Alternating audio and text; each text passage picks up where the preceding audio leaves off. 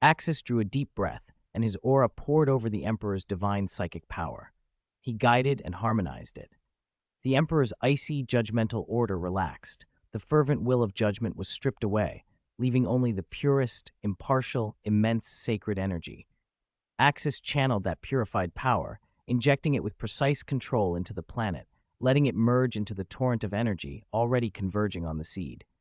Between them, Khorne's chaotic divine power, the Emperor's orderly human hope power, Aisha's World King life power, and Axis's primordial chi, the four barely supplied everything the sapling required. Khorne's raw, maddening chaos and the Emperor's strict order should have been mutually annihilating. Instead, Aisha and Axis, with their special godly ki and ability to tune energies, acted as purifiers and harmonizers. They reshaped both extremes into a new, unprecedented primordial force, turbulent yet stable, chaotic yet ordered, and infused with the immeasurable essence of two supreme beings. Nourished by that terrifying synthesis, the walnut-sized seed buried deep beneath the crust finally stopped ravenously draining the planet. Instead, it began to pulse, slow and ancient, like a newborn heartbeat. The sound did not travel through air, but struck the fabric of space itself. Each throb sent a faint ripple through the webway, as if the seed's nascent life could shake the boundary between reality and illusion. "It's done," Axis said, eyes bright. He felt the energy inside the seed reach a critical inflection, consumption giving way to accumulation, readiness preparing for release. "Now, Axis, let it out," Khorne bellowed, his colossal visage filled with feral anticipation. The Chaos God sensed a truly divine tree emerging, pregnant with both order and chaos, life and terrible potential. Axis nodded. Together with Aisha, and using his most primal chi, he pushed, and the sapling forced its way through the soil. Boom! Rumble! The life god star convulsed. It was no ordinary quake. The planet reconfigured, its crust groaning as if being reshaped from within. Around the equator, the ground split open, an invisible hand tearing the Earth aside and spawning a rift thousands of kilometers long. From its depths, a multicolored light poured forth. In the center of that energy sea, a point of emerald pierced the chaos, a tender sprout. The instant it emerged, an overwhelming pressure swept across the webway. Khorne's wrathful face and the Emperor's golden mask both stiffened. Aisha's soul stirred as if tugged. She felt a resonance, the essence of life, calling to something greater. Axis felt it too. The tree had been planted by them, and they were linked to it. The sprout exploded into growth at a speed visible to the naked eye. It was no longer some twisted psychic vine. It became grand and ancient, a sacred colossus. The main trunk rose as thick as a mountain range, its bark patterned in dark gold and emerald green like a crystallized galaxy threaded with the veins of life. Roots plunged like greedy talons into the sea of warp energy, anchoring not only into the planet but into the webway itself, drawing down the nourishment the four supreme beings provided. The crown shot upward, piercing the life god star's thin atmosphere and extending into the shifting rainbow void of the webway. Branches and leaves unfurled with breathtaking scale. Each leaf seemed like an emerald star, its vein-like filaments streaming with liquid gold and blood-red energy. The verdant canopy spread across half the planet's sky, bathing the webway in an interwoven radiance of divine order and chaotic gleam. This was no mere psychic tree. This was a true divine tree, born of godly power on a godly world. Its existence made the warp itself tremble. "It's a success! Ha-ha! A true divine tree!" Axis laughed, relieved and exhilarated. He felt the divine tree's pure output begin to restore what he had spent. Even his own chi subtly improved. The tree was bound to his bloodline. He had helped make it, and that bond was a miracle. Aisha looked up at the colossal life form, intoxicated and stunned by the sweep of life essence and law fluctuations pouring from it. The power to form planets and nurture life suddenly felt less remote. Working with Axis had given her a taste of creative power that seemed to transcend mere living things. Was this the world king god power her father had spoken of? She felt a mysterious kinship to the tree. It was simultaneously an independent being and an extension of her own strength. Axis could already sense the tree's divinity. It would take 10,000 years to fully bloom and bear fruit. During that time, its roots would remain entrenched in the warp via the webway, continuously converting warp energy into the nutrients it needed. "Haha, good, good, good," Khorne roared 3 times, his blood-red face split by a grin of ferocious delight. What a perfect divine tree! Axis, your promise is fulfilled. The fruit of this tree will be beyond priceless. I'm looking forward to tasting it. He was not exaggerating. The value of this tree surpassed every treasure he had ever coveted. Only such a thing could justify Khorne's investment of Chaos God power. To him, this was the key to breaking through his current bottleneck among the Chaos Gods. The Emperor's golden face said nothing, but his cold eyes never left the tree. He evaluated and calculated silently.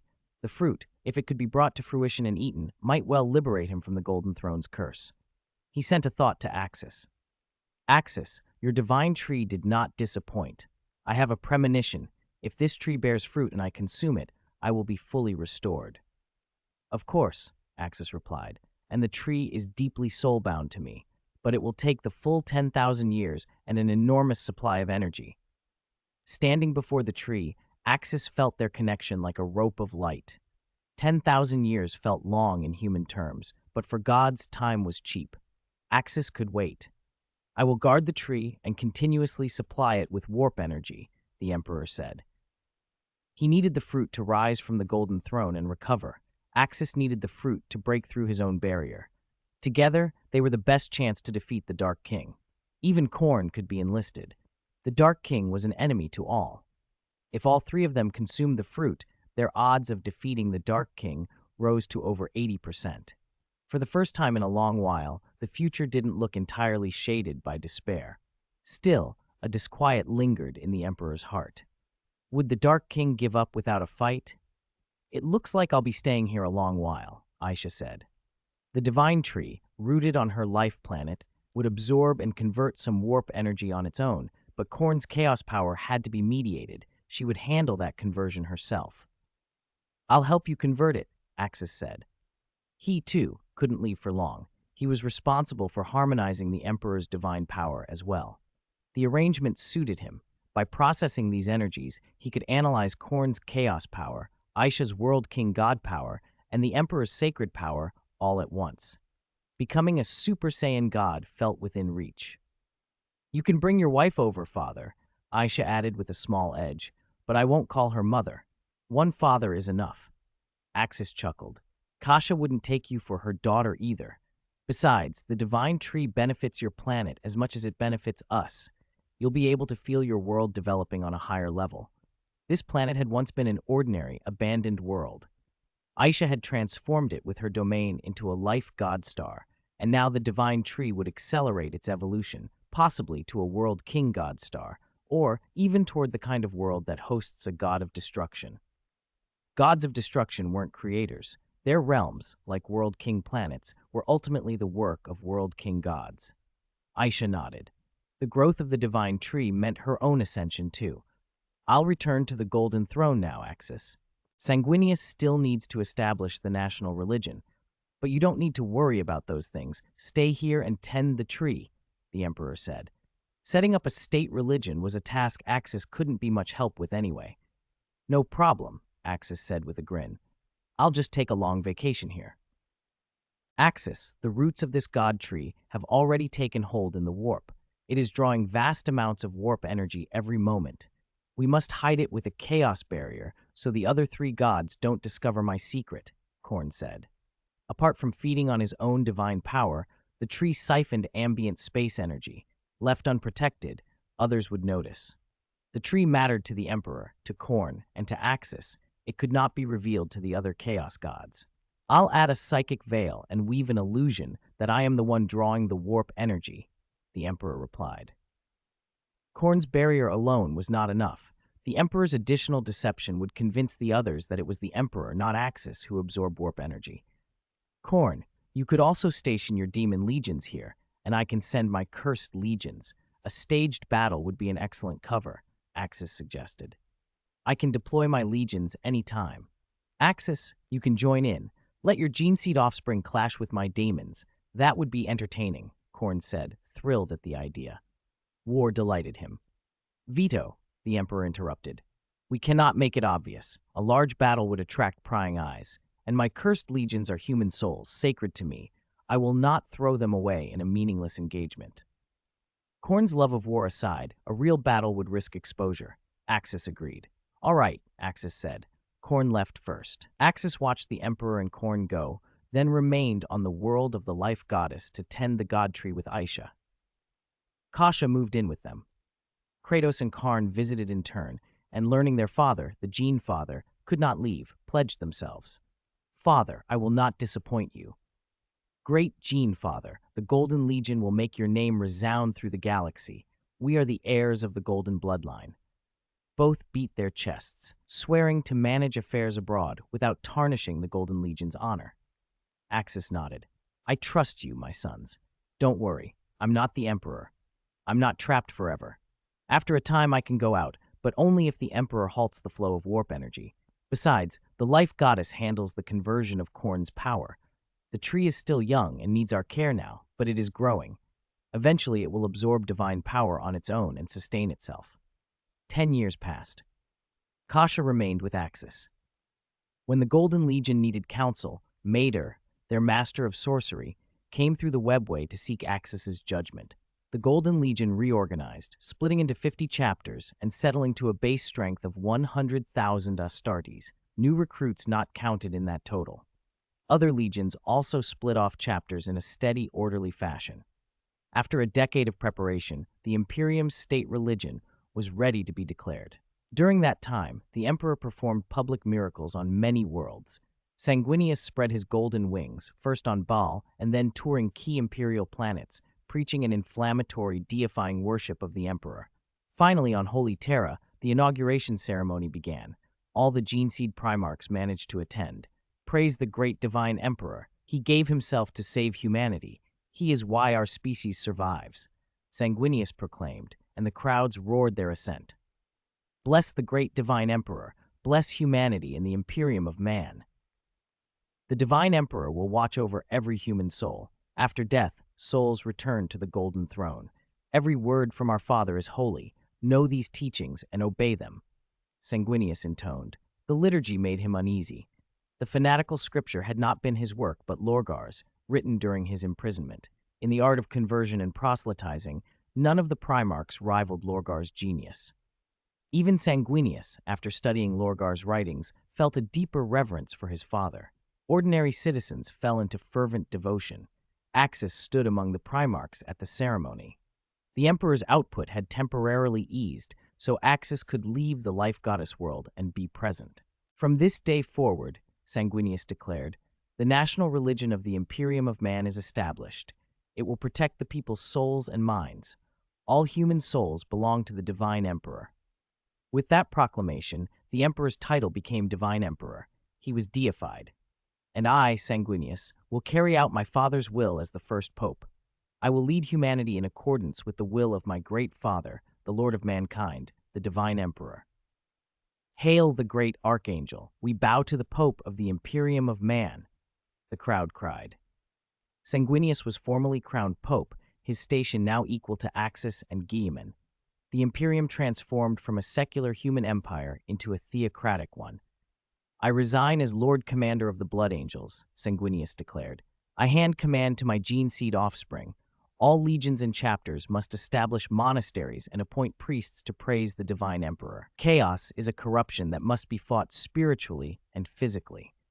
Some priests will be armed and schooled in the path of the holy light, granted powers to shield their brothers from corruption. The Imperium will also found the Knight Templar Corps. Each legion and chapter must regularly provide personnel to serve as Knight Templars. They may only return to their parent formations when their term is complete. Mortals may also aspire to become Knight Templars. Through devotion to the path of the holy light, mortals may wield its power. The Corps will include Astartes monks and mortal knightly units, Sanguinius said. The Imperium, founded on the Emperor's rationalist truth, the Age of Reason, was ending. In its place rose a theocratic Imperium, preached by Sanguinius. He showed a small, private sadness as he addressed the cheering throngs. It would take decades for this new faith to spread through the stars. After the ceremony, Axis and Sanguinius exchanged a few words. Axis offered encouragement, then withdrew to the webway. 50 years later, the new religion permeated most of the Imperium.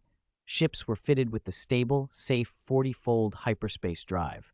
Within a 100-light-year radius, travel using the new drive was nearly risk-free, and reliance on the warp diminished. 100 years after the Emperor took the Golden Throne, a tragedy struck. Lionel Johnson's world erupted in the Great Heresy. 1/3 of the Dark Angels followed Lucifer and rebelled. The rebellion ravaged Caliban and left the Lion and his most loyal protege, Lucifer, in a deep sleep. The shock rippled through the Primarchs, but the Emperor forbade anyone from telling Axis of the event.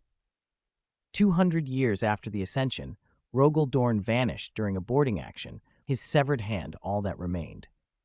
Shortly after, Guilliman fell into disaster, ambushed by the traitor Primarch Fulgrim, and struck through the throat. Rescue by the Ultramarines left Robert Guilliman in a catatonic state, neither fully alive nor dead. While pursuing a dark Eldar raiding party, Chagoris Khan stumbled into the webway and was flung into an extragalactic webway system, an old one construction beyond the galaxy, a place not even the Laughing God could tread. Korax, Ferris Manus, and Perturabo led small guard contingents into the Eye of Terror, following mysterious orders, and never returned. Vulcan withdrew into seclusion, estranged from the Imperium. Leman Russ, hearing an apparent vision from the Emperor, urging him to retrieve a fruit of life deep in the Eye of Terror, left Bjorn in command and led the Wolf Guard alone. He did not know the voice was not his father's. The second Primarch, Karl, suffered a terrible injury and was placed in stasis like Guilliman. All of these disappearances, wounds, and vanishing were forbidden by the Emperor to be revealed to Axis. By then, the remaining Primarchs present in the Imperium were few: Sanguinius, the new pope, Magnus on Prospero, and Kratos, Axis's son. A century later, 320 years after the Emperor's ascension, the state religion had greatly increased the Emperor's power. The daily energy Axis needed to convert had grown enormous. He could not afford distractions. Worse, the Emperor began to restrict Kratos' visits to the webway. Kratos had not seen his father in over 100 years. The remaining Primarchs met in secret on Prospero. Magnus, Kratos, I suspect the one on the Golden Throne is no longer father, Sanguinius said. Over 3 centuries, too many brothers had gone missing, been maimed, or vanished without explanation. I've felt the same, Kratos replied. Our grandfather is different. It's like he wants to tell us something and cannot. We must see Axis, Magnus said. 323. Super Saiyan God Sanguinius spoke in a heavy tone. 300 years had passed. The first 100 had been tolerable, but the following 2 centuries had been like living with a different man. At first, the Emperor still communicated with them. Later, he fell silent, and the brothers who had spoken with him vanished. The silence became a wound. I agree. St. Giles is right. We must find Father, Kratos said, nodding. Whatever sat upon the Golden Throne now was not the Emperor they remembered.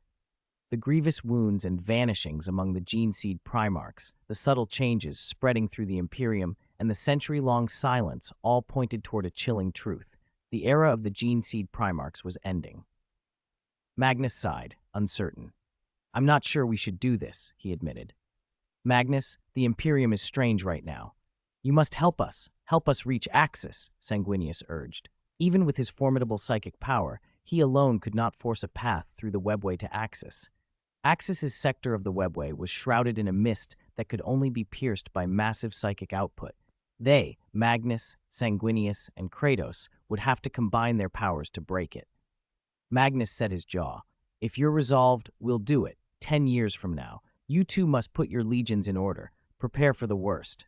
No, Sanguinius said. We should move now. We prepared before leaving. We can't wait. If we delay, Kratos and I may fall into trouble. Magnus held firm. In 10 years, you'll need countless preparations. If you won't wait, I won't help. I'll seclude myself on Prospero, hide it completely, and live there forever. You know something, Magnus. The only ones who truly know the Emperor's secret are you, Axis, and Lord High Counselor Mikado. Sanguinius narrowed his eyes. I know, Magnus replied, but I can't tell you. If you don't trust me, ask Mikado. 10 years was his bottom line. Teacher Magnus, Kratos said, if you refuse, St. Giles and I will force our way in. We must see Father. It was more than group loyalty. Kratos had lost not only his father, but uncles and, it seemed, his mother, those he had not contacted for over a century. The Emperor had once ordered silence about the Lion King incident. Kratos believed Father had then told Axis everything. Magnus's warning was blunt. Even if Kratos turns Super Saiyan and Sanguinius floods the webway with his holy light, without my aid, you will not reach Axis. I understand. Keep your promise. Sanguinius laid a firm hand on Kratos' shoulder. Kratos, for these 10 years, you must stay at my side. Trust no one. If someone speaks to you in the name of the Emperor, do not believe them. That is not Father. 10 years, then. See you on Nuceria. Magnus nodded. Sanguinius and Kratos left. Magnus watched them go and sighed. Fate was grinding onward. Father had bought Axis time, but the Dark King would not relent. All Magnus could do was bear the consequences and protect those he could. Sanguinius, Kratos, and their kin. Back at the headquarters of the ecclesiarchy, the uncle and nephew made arrangements. Sanguinius still commanded 2 legions, his blood angels, and a paladin unit he oversaw in the Pope's name.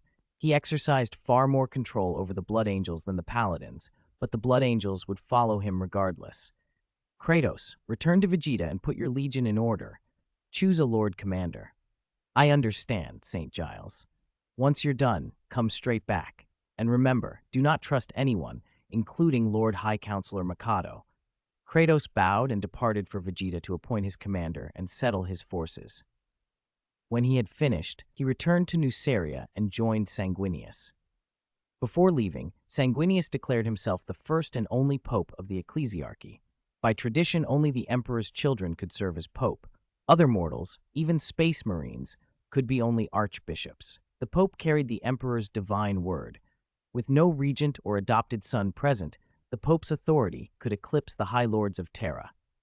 9 years passed with Sanguinius and Kratos on Nuceria. On the 10th year, the appointed day, Magnus, wielding the might of a warp demigod, tore through the warp and arrived. It's time to fulfill our agreement, Sanguinius said.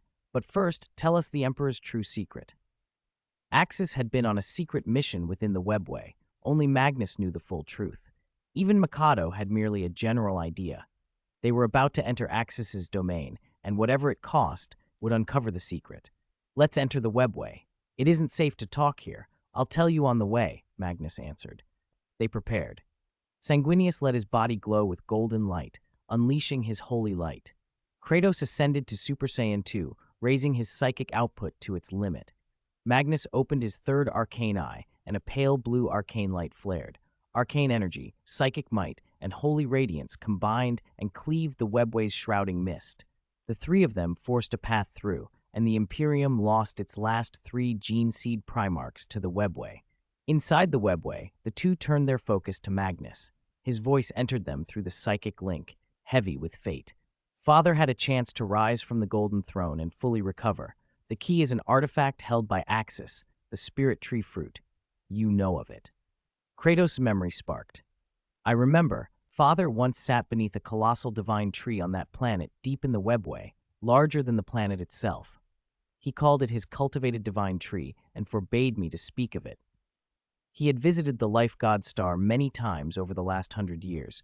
The towering tree and the nominal sister, the life goddess Aisha, now the world king god, had left a lasting impression. That tree is Axis's. If it bears the true fruit of God and Father consumes it, he can be fully restored, Magnus confirmed. Sanguinius felt the pieces click into place. Axis had been stationed permanently in the webway for that very purpose. You knew everything that happened to Father? He asked. I knew much, Magnus said, but we'll go over it in full when we reach Axis. Above the life god star, Axis had sat, cross-legged, in silent meditation for more than a century. Now something within him stirred, a vast, pure spiritual energy, as if the very essence of the cosmos were awakening. His long-closed eyes opened, no longer human but suffused with divine radiance. His body rose naturally, lifting above the tree and the planet. Soft, majestic light bloomed around him, and his life essence shifted, refined. His form changed subtly, less bulky, a touch leaner, but his power transformed qualitatively. A crimson, searing divinity swelled in him like a nascent star. Axis's hair and eyes gradually shaded to deep, sacred crimson. In that moment, Super Saiyan God was born. 324, Super Blue transforms into power form, and 3 arrive. Axis felt the immense power surging through him and could hardly believe it. The realms of gods and mortals were not merely different in degree, but in kind. Becoming a god had altered his perception of everything, elevating his power to another plane entirely. Slowly, he descended to the surface of the life god star. 300 years of cultivation had not been easy, but he had finally reached it. He had become a Super Saiyan god through his own efforts. And not just any Super Saiyan god. His body had been perfected to the level of a deity. This was not the same transformation Goku or Vegeta had first experienced. Kakarot's initial change had depended on the chi of 5 righteous Saiyans and was temporary until he later learned to master godly forms. Axis's ascent had been different. He had drawn godly chi from the Tree of God, comprehended the godly chi of a World King God, and fused the warp energy of the converted emperor into himself. 300 years of steady accumulation had allowed the godly chi to cleanse and remold his body. He had truly become a god. If he wished, he could now sustain the Super Saiyan God state indefinitely. It could be his baseline. Axis, you finally awakened. Life goddess Aisha and Kasha drifted toward him, their faces a mix of awe and relief as they took in his new aura. The change was unmistakable. The old Axis had been sharp, raw power radiating from him like a blade. This Axis was quieter, smaller in stature but calmer and more solemn, imbued with that godly stillness. Only now could Aisha feel that he was truly one of them. Kasha circled him, studying him with a curious frown. "You've changed so much," she said. "Does the transformation shrink you? Has your combat power dropped or increased?" To her eye, Axis now resembled a typical citizen of the Empire, more than a towering Primarch. His previous forms, especially legendary Super Saiyan, had been overwhelming, feral, and oppressive. This new serenity made Kasha uneasy. It looked like power had been traded for composure. Axis gave a small, humorless smile. "How to explain it? Power-wise, I've reached the end of the Super Saiyan path. Before, I wielded the most powerful forms I could reach, but I still couldn't touch true gods. I couldn't sense them properly, let alone strike them." He went on to explain the old forms and the newer ones that people joked about across worlds. Super Saiyan 4, for instance, was strong in some settings, but when Super Saiyan God first appeared, it was set above every mortal form. Later storylines muddied the lines. Super Blue, Golden Frieza, Beast Form, Ultra Instinct, but Axis had taken a different route. He had forged his god body. "Can you still use legendary Super Saiyan in your other forms?" Kasha asked. "I can," Axis said. "I can still become a Super Saiyan. If I stack Super Saiyan on top of Super Saiyan God, that's what people call Super Blue." "Super Blue?" Kasha repeated. "It's shorthand," Axis said. "Super Saiyan applied to the Super Saiyan God form." He shouted, and a blue aura erupted from him. The red of his godly hair cooled to blue, his muscles swelled, and he grew taller, around 2.2 meters, looks of power coalescing around him. The Super Blue form pushed his aura even higher than the Super Saiyan God baseline. "This transformation resembles your Super Saiyan form," Kasha observed. "The raw amount of divine power didn't change much, but the combat effectiveness improved." "Yes, it's a quantitative improvement rather than a qualitative leap," Axis agreed, clenching his fists. Super Blue restored the bulk and raw strength of his earlier Saiyan forms while riding on the godly foundation. He could also push into legendary Super Saiyan Super Blue, enormous power but at a tremendous cost of internal chi. He could even stack older transformations on top of this, like Super Saiyan 4, for more brute force, but those were still amplifications, not a new essence. A true qualitative shift would take time and perhaps other energies entirely. He felt a flicker of temptation to draw on God of Destruction energy, to taste and perhaps absorb that destructive force, to see if he could wield it. "Kasha, now that I've awakened, tell me what's happened here," Axis said. Kasha's face darkened. "Ever since you sank into slumber about 170 years ago, this planet has been sealed by some force. We cannot leave, and no one can enter. When you entered deep cultivation and reshaped your body, a mist settled over the life god star. Kratos used to visit you every few decades, but once the mist came, he hasn't been able to reach you. It's been 170 years. Is Khorne still sending divine power? What of the Emperor? Has your father been in contact?" Axis asked. During his cultivation, he had continued converting the Emperor's power within himself, so that flow had not completely stopped. Khorne's been sending some power, Aisha said. The divine tree has grown for 300 years, and it now absorbs some offerings from both the Emperor and Khorne on its own. But something has blocked our link to the wider universe. We can plant the tree and process power, but nothing else gets through. Neither I nor Kasha can send psychic messages through the webway anymore. Everything here is sealed. I've asked my father about it, but he hasn't answered me in over 100 years. That was Kasha's fear. No contact for a century and a half, and they themselves had been unable to leave for 3 centuries. The Empire could be unrecognizable now. Don't worry, Axis said. Now that I've mastered the godly chi, I'll break through this mist. He was confident. Whatever stood beyond the seal, the newly forged Super Saiyan god within him feared nothing. His current power eclipsed many of the cinematic legends. Even Ultra Instinct would have to reckon with absolute god-forged force. He did not need to rely on Super Blue to crush the mist. Before his thought finished, a golden light stabbed through the haze. 3 figures materialized on the surface of the life god star. Sanguinius, radiant with holy light, Kratos in a blazing Super Saiyan state, and Magnus the Eye, Archmage of Arcane Sight. They stood together, brilliant and very real. Finally, we find you, Axis. Sanguinius breathed, relief flooding his features. Kratos looked almost as relieved. After endless searching and hardship, they had reached him. Father, mother, Axis called out, stunned and elated. Sanguinius and Kratos both showed an excitement that went beyond relief, an intensity that made Axis's instincts prick. Their faces were almost too bright, too eager. Something in their expressions felt off. Axis, get out here. Sanguinius repeated, urgency sharp in his voice. Something huge has happened to the Axis. This is what happened. Now there are only 4 gene seed Primarchs left, including us. Sanguinius told Axis everything, from the Lion King's accident to the successive disappearances of the gene seed Primarchs. He detailed each event as it had unfolded. Axis listened in silence, his face hardening with every sentence. What? How could this be? Axis finally said. His expression was grave. He had set plans into motion. He had done everything to prevent the Primarchs from abandoning the Imperium, to prevent the Age of Primarchs from ending. And yet, after 300 years, only a few remained. Worse, their departures had followed the same pattern as the original timeline. Axis felt betrayed by the facts themselves. He had accomplished nothing. Without thinking, Axis fixed on the one figure who sat immobile on the golden throne. No wonder the territory around him was shrouded in warp mist. Father, Kratos said quietly, St. Giles and I both suspect the one on the golden throne isn't the Emperor we remember. He's changed. Sanguinius took a breath. Axis, we need you to step forward and clean up the Imperium's problems. This is Father's wish. Magnus stirred and spoke with a heavy sigh.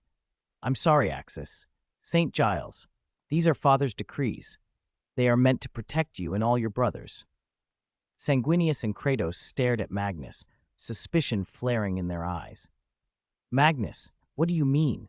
Do you know something? Sanguinius demanded.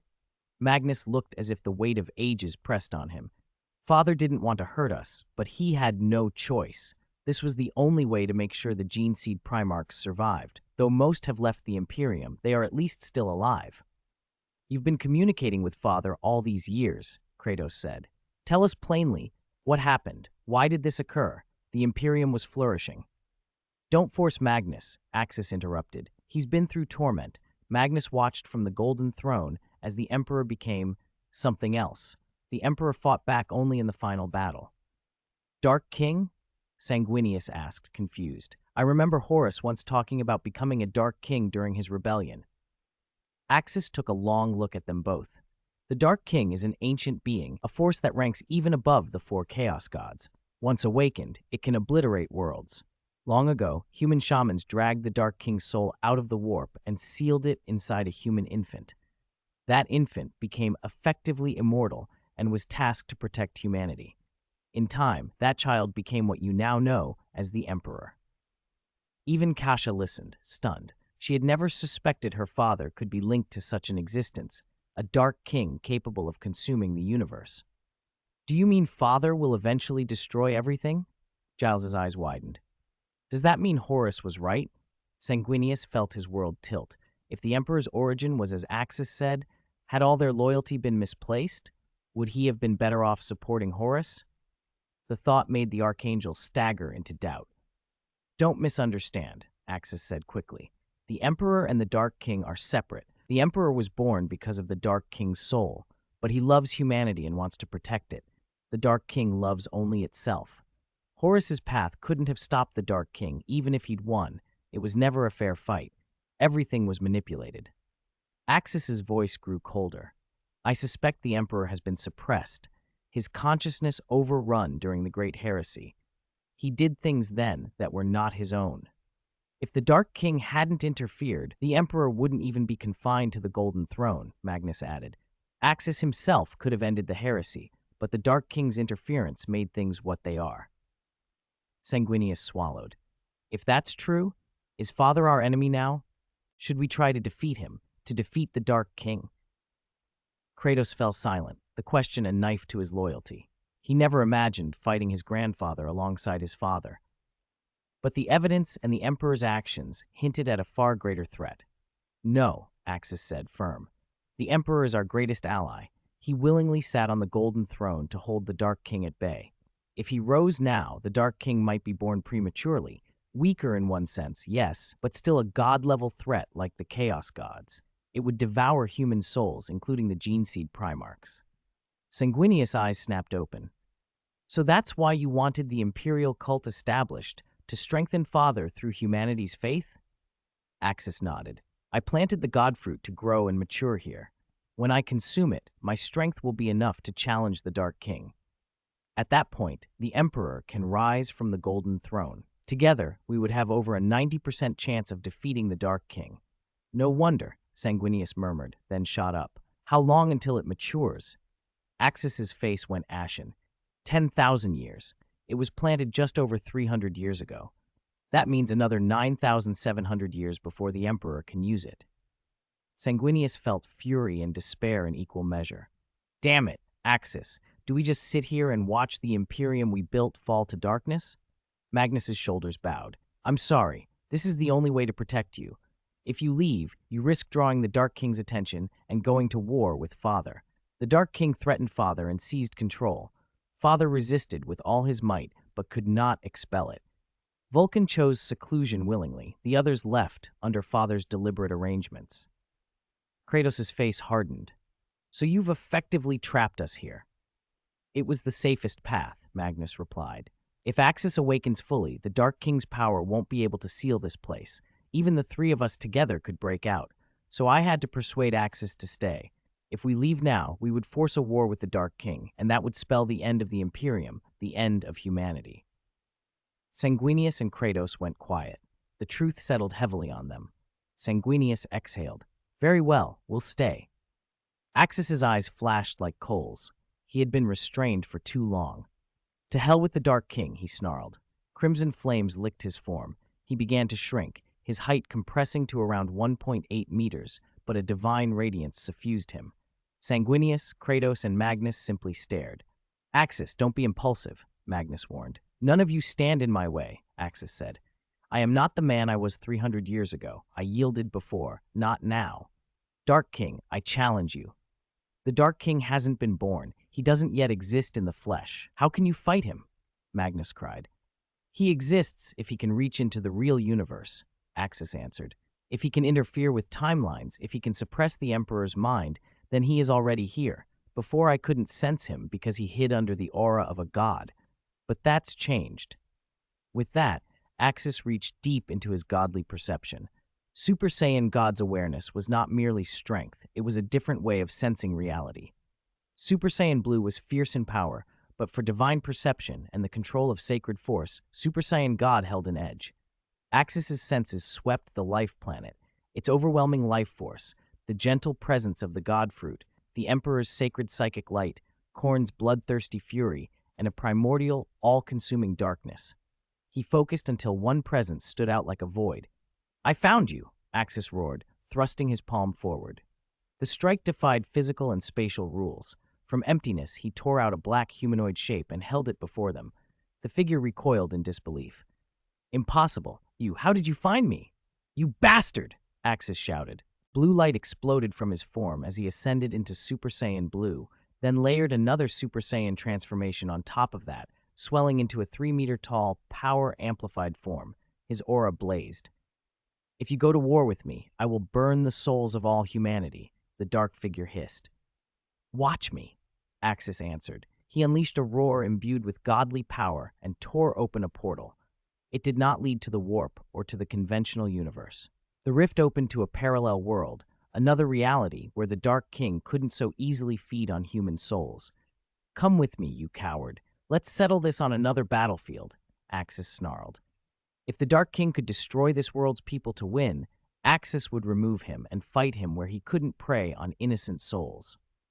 Axis grabbed the Dark King and dove into the rift. Kasha, Kratos, and Sanguinius plunged in after him, vanishing into the tier in space as the portal snapped shut behind them. 326, Parallel Universe, Axis versus the Dark King. Magnus wanted to pursue, but Axis's power shoved him back. Sanguinius, Kratos, Kasha, you three can follow. Magnus, you stay here. Axis transmitted his orders telepathically. Magnus, take my place and use your psychic power to convert the Emperor's holy psychic energy.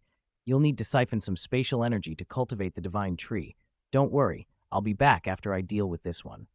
Life goddess Aisha received the same will at the same time. Aisha, while I'm gone, you're responsible for the divine tree. Protect it. Magnus will take over my task here. You'll continue converting Khorne's divine power and study the World King God's divinity. Someone had to hold the line, and Aisha was the right choice. With her watching the tree, Axis could go confront the Dark King without hesitation. Don't worry, Father. I'll protect the divine tree, Aisha said, looking at the closing spatial rift. Father really has a short fuse, she thought. The Dark King must never have expected him to snap like this. If a fight was what he wanted, then a fight they would have, even if it meant changing worlds. A dizzying sensation followed, and the group reappeared in an unfamiliar cosmic expanse, a desolate star system suspended in the void. Axis was first to launch himself forward, his strike sending a blurred Dark King tumbling through space. Kasha, Sanguinius, and Kratos were barely conscious. Kratos and Kasha forced survival bubbles into being with their psychic power so they could remain in vacuum. Sanguinius didn't need such measures. His subspace god-level powers made him impervious. You can traverse the universe? How? The Dark King sputtered, disbelief plain on his face. He couldn't fathom such an ability. At most, the Dark King could pull entities from parallel universes into his own, but he had no means to affect other cosmic races outside this world, and he could no longer touch the Emperor. Are you and those four called multiversal gods? Axis asked aloud, taunting. What do you mean by multiversal? Can you perceive other universes? Are you all the same being across universes, or separate individuals? He snorted. You call yourselves multiversal, and yet you can't destroy a single universe. Laughable. Even before becoming a Super Saiyan god, Axis had researched Khorne, who came from another world, and logged coordinates. With those coordinates and sufficient force, he could punch through spatial barriers into parallel universes. Right now, his power only let him travel among Warhammer world parallels, but with further growth, he might even reach the Dragon Ball universe, a distant possibility he kept in mind. Axis, you're strong, but you can't defeat me, the Dark King said, unleashing an ocean of dark energy that threatened to swallow the entire system. Axis snorted. A blue Super Saiyan God blood aura flared around him and wiped the darkness aside. Bring it on, the Dark King taunted. You're new to godhood. You aren't even on my level yet. Father, let me help, Kratos cried, igniting a golden aura as he switched into Psychic Super Saiyan. He moved to Axis's side. Me too, Axis. I want to fight. Sanguinius's holy light flared, and he squared up beside Axis. Arriving here had erased their previous concerns. The Dark King could not touch the Emperor now, nor could he annihilate humanity. Axis glanced at them and grunted. No, step back. This is my fight. Don't be reckless, Axis, Sanguinius replied. I won't take the lead, but my holy light can strengthen you, shield you from dark influence, and heal you. Axis had once joked that holy light made the best support power, perfect for healing and bolstering allies while staying safely behind the front line. Father, I also have holy light. I can assist with St. Giles, Kratos offered. I said no, this is a Saiyan thing. A science fight is his pride. Axis roared, his body erupting with violent god chi as he charged the Dark King. He punched hard. The blow was amplified by god chi and slammed into the Dark King's conceptual form. The being of darkness, a thing of void and idea rather than flesh, still registered the damage. The Dark King's amused expression faltered. No one should have been able to drag him out of the void, strike him, and hurt him, yet Axis had done exactly that. Then you'll learn the ultimate darkness of this universe. I will crush your pride, the Dark King hissed. Axis's eyes flashed with raw fighting intent, the pure cyan thrill of challenging a stronger foe. Pride? This is fun. The fun of fighting, the fun of crushing you, he laughed, and his azure god chi suddenly braided with wild strands of golden lightning. A thunderous roar ripped through the void as Axis transformed. His blue hair flared and shifted to a burning golden green, forming a corona like a solar halo, but it wasn't ordinary Super Saiyan gold. It carried an older, wilder tone, the mark of the legendary Super Saiyan bloodline. The azure god chi and the violent golden aura merged into a new, dazzling blue-gold divine flame. Space itself groaned and warped under the power. Axis's strength surged far beyond his previous super blue state. If Kakarot could stack Kaioken atop super blue, thought Axis, why not stack Super Saiyan aspects, even forms reminiscent of Super Saiyan 4? For the first time, the Dark King felt genuine shock. The pressure Axis now emitted made even the embodiment of ultimate darkness recoil. This was more than raw power. It felt like a rule-level suppression, a dominion over the very concept of destruction. Now for some fun, Axis declared, voice equal parts divine and arrogant. He moved in an instant, not merely teleporting but moving faster than light, leaving a blue-gold trail that sliced through the void. His fist, dripping with destructive blue-gold flames, smashed into the Dark King's hastily formed dark shield. Where such a shield should have held against star system level force, it shattered like glass. Axis's momentum carried through. His punch struck the Dark King's materialized chest. The Dark King screamed, a sound not meant for mortals. His form, made of pure dark energy, buckled and cracked. Viscous black matter poured from the wound, like the abyss bleeding. Each drop contained ultimate despair, enough to corrode stars. But when that darkness touched Axis's divine flames, it hissed and was purified. Impossible, the Dark King howled. You lowly, how can a mere mortal harm me? I am ancient, ultimate darkness itself. His roar was cut off by Axis's relentless onslaught. They became twin forces of annihilation, colliding across the desolate system. Every strike sent shockwaves that could tear stars apart. Axis fought with blinding speed and crushing power. Each blow carried the twin properties of purification and destruction from his blue-gold flames. The Dark King struck back by shaping void darkness into monstrous weapons, black hole spears that swallowed matter, tides of despair that ate at the soul, colossal claws composed of billions of wailing spirits. But Axis's stacked divinity shredded, incinerated, and purified each form. Boom, boom. Planets in the system fell to dust one by one. The asteroid belt simply erased. Axis's fist punched through the central star's core, triggering a supernova that lit the system in a blinding burst, and then the Dark King's ravenous dark breath snuffed it out and devoured the light, leaving a massive, pulling void. The whole star system was careening toward total destruction. The battle had outstripped mortal comprehension. Kratos and Kasha could not intervene. Even Sanguinius, a subspace god in his own right, could do nothing but watch the earth-shattering clash from the sidelines. 27. Shenlong vs. Dark Giant. This is Father's true power. Kratos watched, blood boiling, fists clenched, aching to rush forward and join the fight. But Axis's absolute command and the bewildering scale of the battle before him forced him to choke back that impulse. Is this his true strength? It surpasses the limits of a subspace god. I can't even describe it. Sanguinius's golden eyes were wide with shock. He felt Axis's power in that moment eclipse any being he knew, even in raw power, the Emperor himself. Even if Sanguinius unleashed his holy light and the power of a subspace god at full, he wouldn't last a single round against the two titans facing each other. We have to move away. The aftershocks will tear us apart, Kasha judged calmly. The three of them needed to retreat to avoid being caught in the destructive storm. She believed in her husband. She believed Axis would ultimately win. But mother, what about father? Kratos asked. Sanguinius glanced at Kasha, concern in his face. If Axis faltered, Sanguinius could at least heal him with his holy light. You must believe in your father. I will believe in my husband. Sanguinius will believe in his brother. Kasha's voice was steady. Only by moving back can your father unleash his full power. He has the pride of a Saiyan. He doesn't need our help. Kratos felt something settle within him, a recognition of that Saiyan pride, the warrior's bloodline. I understand, mother. Let's get out of here. They nodded in unison. Sanguinius spread his golden wings and swept them toward the outskirts of the galaxy.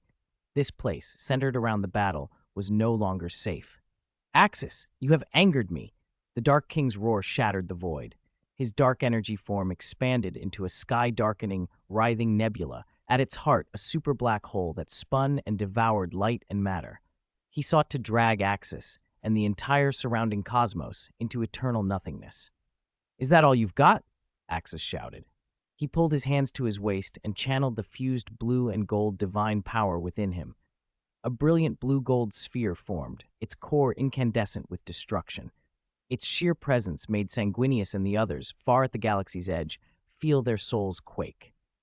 A divine dragon appeared, its body composed of 4 colors, gold, green, blue, and red. Axis now wielded the combined powers of legendary Super Saiyan God, Super Saiyan 4, and Super Saiyan. After becoming a god, he had integrated those forms into one. This is my divine power, divine dragon, go! A torrent of blue, green, red, and gold roared across the universe. It was not a simple beam, but a dragon of retributive divinity, made of pure divine power and the rules of destruction.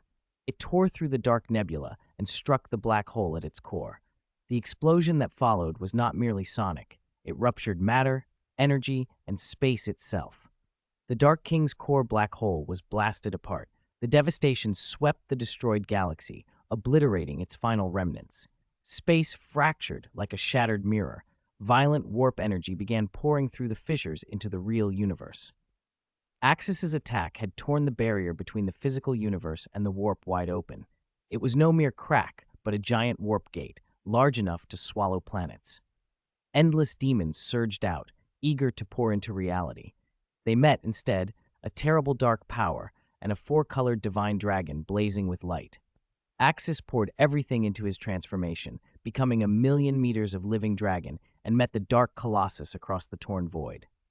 The warp convulsed. The ripples of this battle, beyond the limits of the real universe, punctured the veil of reality and battered the warp itself. Deep within the Eye of Terror, Slanesh's palace trembled. A feast of pleasure was interrupted. The Lord of Pleasure, for the first time, showed uncertainty as he felt that power, neither chaos nor simple, but overwhelmingly potent. On the plague planet, Nurgle stilled at his cauldron. The putrid, massive form turned toward the galaxy with a puzzled grunt. On the brass throne, Khorne rose abruptly, blood-red eyes flaring with battle lust and an unusual unease. He sensed a pure, destructive force that both excited and unsettled him. In the crystal labyrinth, Tzeentch's orbs spun wildly, fragments of futures flashing and shattering as the Lord of Change plunged into a storm of calculations, trying to comprehend the sudden variable. The 4 great chaos gods of the warp perceived the cataclysmic clash, visitors from another universe. On the golden throne of Holy Terra in this parallel universe, the Emperor endured his endless agony, guarding humanity's last light. His ancient will, for an instant, trembled. He pierced through the warp's turmoil and the barrier of the real universe, and precisely saw the galaxy that had been erased, the figure standing proud in blue-gold flames, and the dark avatar screaming in defeat. A thought, complex and unprecedented in the Emperor's vast consciousness. Surprise, scrutiny, vigilance, and perhaps a hint of hope resounded. Another existence from another universe? Another me? Or another Dark King? At the center of the battlefield, where cosmic destruction still raged and warp storms twisted like a furious sea, matter and any demons that poured through were shredded by the titanic energies. Axis's divine dragon was an ultimate blasphemy against physical law, a living manifestation of will and integrated divine power. Its serpentine body, 1,000,000 meters long, shimmered with dawn-like light as green, red, blue, and gold scales flowed together. Each movement stirred shattered space and wild warp currents. Its eyes burned like stars, filled with Saiyan battle intent, divine majesty, primal ferocity, and the will to transcend the limits of life. Opposite it, the Dark Giant was the universe's forced materialization of despair. It siphoned chaotic energy from warp rifts and the refined dark residue of its shattered black hole. Its form was pure void and despair, its surface a tide of the pained cries of billions. It towered slightly taller than the divine dragon and radiated a gravitational field that threatened to drag everything into oblivion.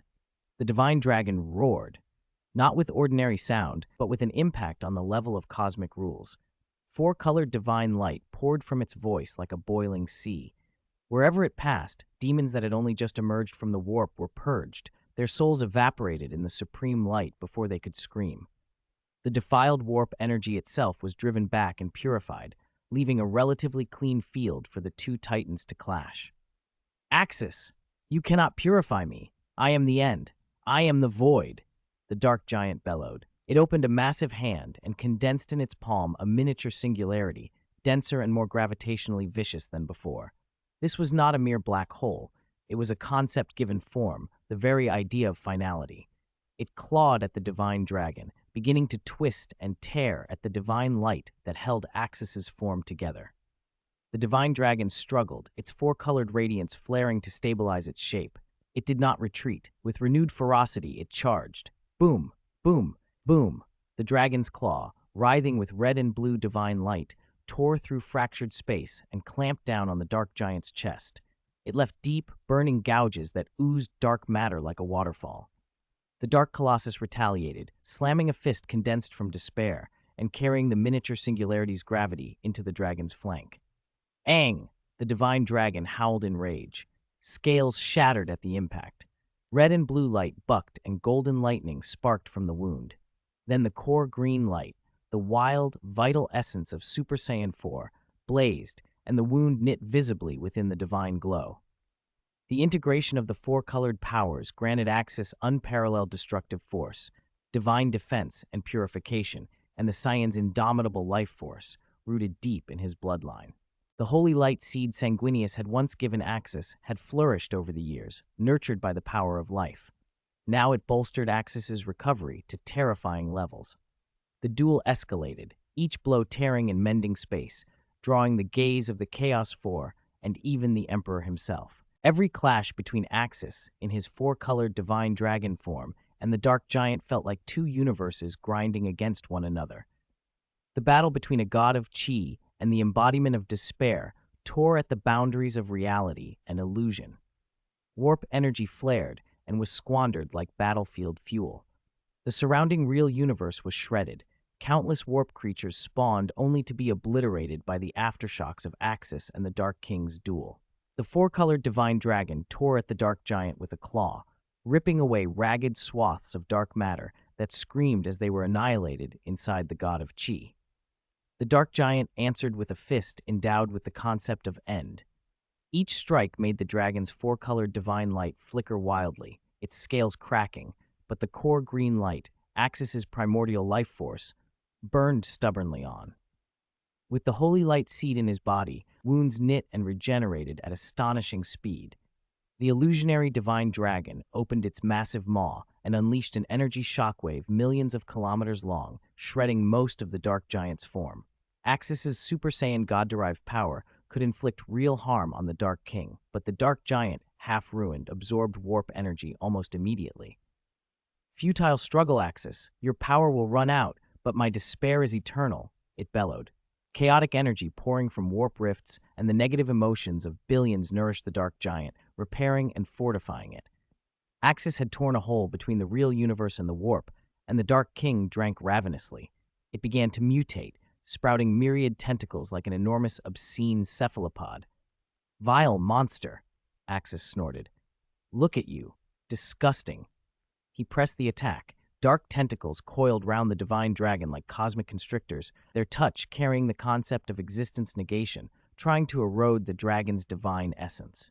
"Surrender to my dark despair, Axis. You cannot defeat me. With warp energy, I can revive forever." "Despair? What a joke. If you can revive 1,000,000 times, I'll kill you 1,000,001, Axis growled. The dragon's roar shook the void. The four-colored divine light collapsed inward, converging on the dragon's head as Axis poured every scrap of will and divine power into a single point. The four powers, red, SSJ4 God, blue, gold, Super Saiyan, and green, primordial Super Saiyan life, did not merely stack. They transmuted under divine harmonization inside the furnace of Super Saiyan blood. A transcendent, ineffable chi gathered in the dragon's mouth, a force to remake worlds, to reshape law itself. A beam of indescribable color issued forth and pierced the dark tentacle giant. There was no cataclysmic explosion, no clashing shockwave. The beam moved like a supreme brush of law, and where it passed, the dark giant's despair-made flesh silently dissolved, as if a stain erased by an eraser. The Dark King screamed, trying to resist, but its solidified limbs and tentacles melted like ice and disintegrated under Axis's light. No, the cry of the Dark King was a terrible thing, filled with disbelief and terror. Its massive body collapsed like a sandcastle, scattering into a ragged flow of dark energy that the warp storm swept away. The Dark King could absorb warp to mend itself, but there was a limit to how much damage it could take. Axis's attack had exceeded that limit. For the first time, the ancient core consciousness of that primordial darkness felt true fear, fear that its existence was threatened. It was losing. It would not accept defeat. As soon as Axis's divine form flickered after the all-out strike, the Dark King's wounded core condensed into a streak of pitch-dark light and tried to burrow into the largest warp rift they had torn open. Desperate to flee back into the depths of the warp and heal from endless chaotic energy and humanity's negative emotions. "You bastard! Trying to run?" Axis's divinity flared through the void. The four-colored divine dragon unmade itself and reformed as Axis in human shape. His face was pale. The all-out strike had consumed a great part of his energy, but his killing intent burned brighter. The warp rift was like a wound in the universe. Axis surged after the dark essence, blue-gold divine flames reigniting with super-blue brilliance. He intended to follow the Dark King into the warp and finish it. At the galaxy's edge, three figures watched, stunned. "Father," Kratos cried, anxious as Axis gave chase. "Axis, stop!" Kasha called out. Sanguinius decided at once. With a flap of golden wings and a holy light shield wrapping Kasha and Kratos, he readied to follow. But then something unexpected happened. Just as the dark stream of consciousness was about to enter the chaotic opening, 5 titanic powers descended and anchored themselves across the rift like invisible barricades. One was a crimson storm of pure savagery and bloodlust, Khorne. One a shifting lattice of purple stratagems and fate threads, Tzeentch. One a sickly, putrid green miasma of decay and paradoxical life, Nurgle. One a pinkish-violet vortex of exquisite sensation, pleasure and pain entwined, Slaanesh. The last was a pale, cold, faintly divine golden barrier, the will of the corpse emperor of this parallel universe. They did not harmonize. They ground and eroded at one another. Yet in that instant, their purpose was the same: seal the rift and prevent the Dark King from slipping back into the warp of the main universe. Whoever or whatever was pounding at the Dark King was, by definition, on the right side of their interests. The Dark King was an enemy of all life and an enemy of the Chaos Gods themselves. "No! Damn you! How dare you!" the Dark King screamed, fury and despair warring in its voice. "When I am reborn, I will crush you. Your domains and followers will be nothing." It had calculated everything, but had not counted on these 5 forces turning the tables. If they held, it might be trapped in a long slumber. "Go, mighty warrior, tear it apart. Give me a war worthy of remembrance." Khorne roared with bloody excitement. "Order in chaos? Interesting. Unknown existence. Your victory will reveal possibilities," Tzeentch murmured, calculating and cold. "Life and death are one. This pure end is not to my taste. Use your might to end this unbalanced, endless darkness," Nurgle grumbled. "Oh, what intoxicating despair. Please continue. Give me more of this feast of emotion." Slaanesh cooed, reveling. "At least, it bears a human body, harboring hope. Annihilate it." The dry, intermittent will of the Corpse Emperor rasped, firm and unyielding. Their aid cut off the Dark King's escape. Pinned by 5 vast forces to a shattered battlefield born of its battle with Axis, the Dark King could not flee.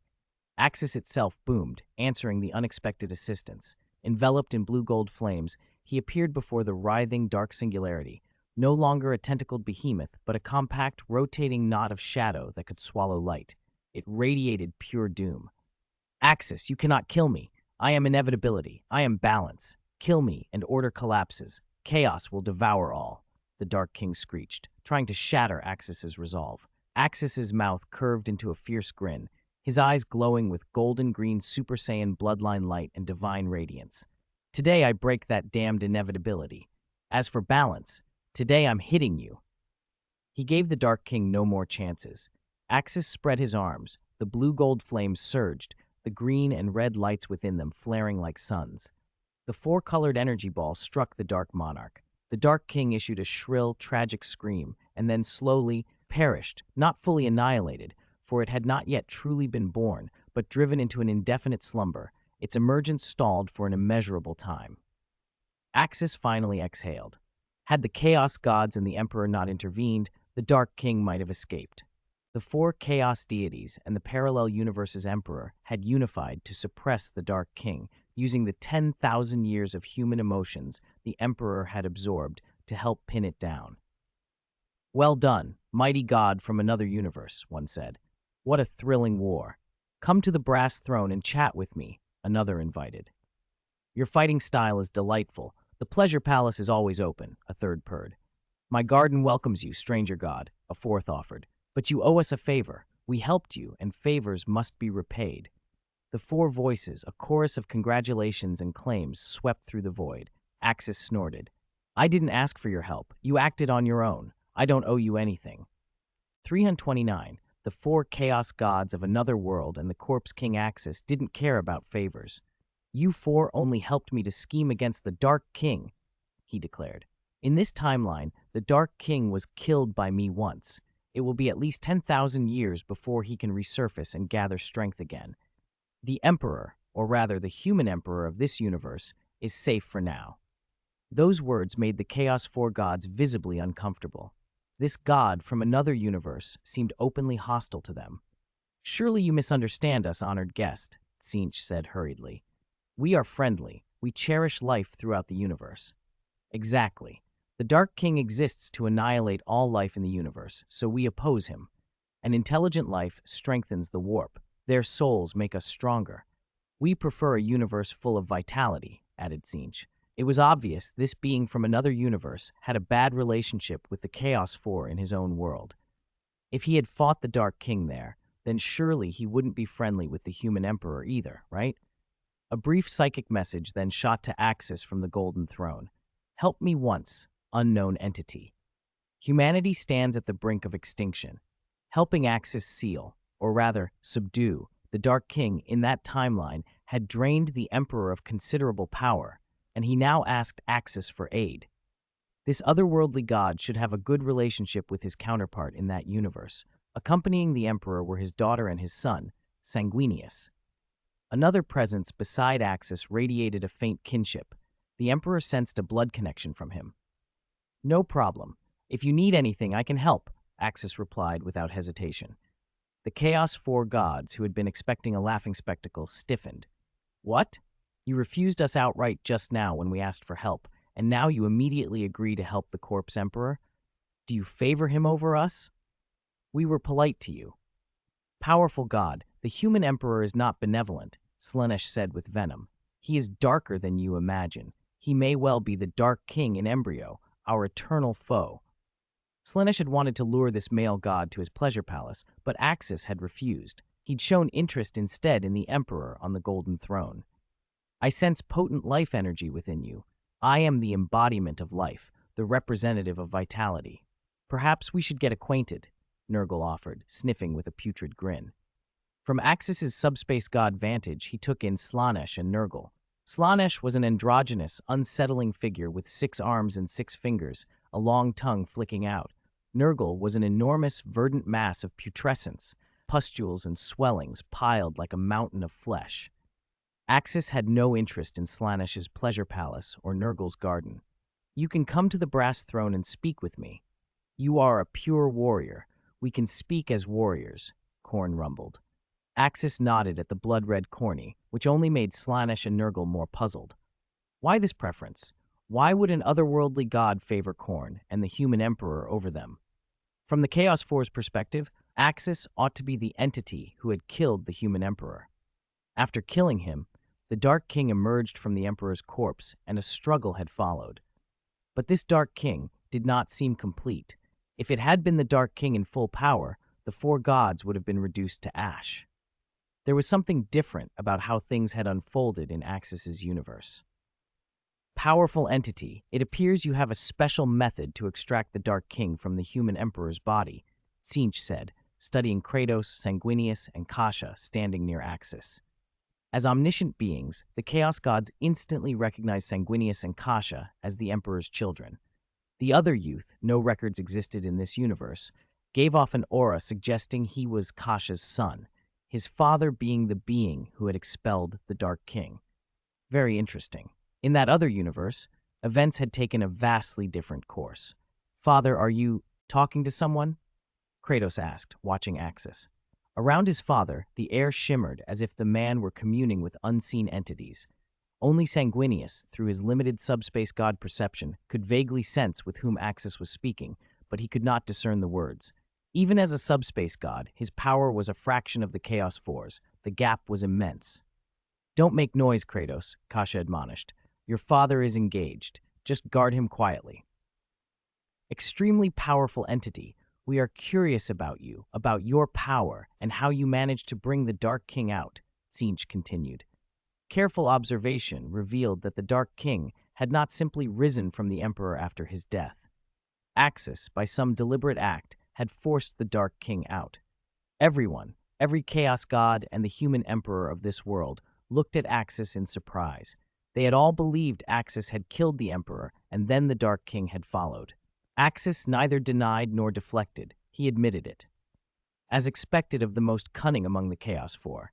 Yes, I have a special means of drawing the Dark King out, Axis said. Truly remarkable, Tzeentch said. We should converse more. Perhaps you could help us deal with the Dark King of our universe. That would benefit us all. On this point, despite their other disputes with the Emperor, the Chaos Four were unanimous. Dealing with the Dark King was a priority. That's not impossible.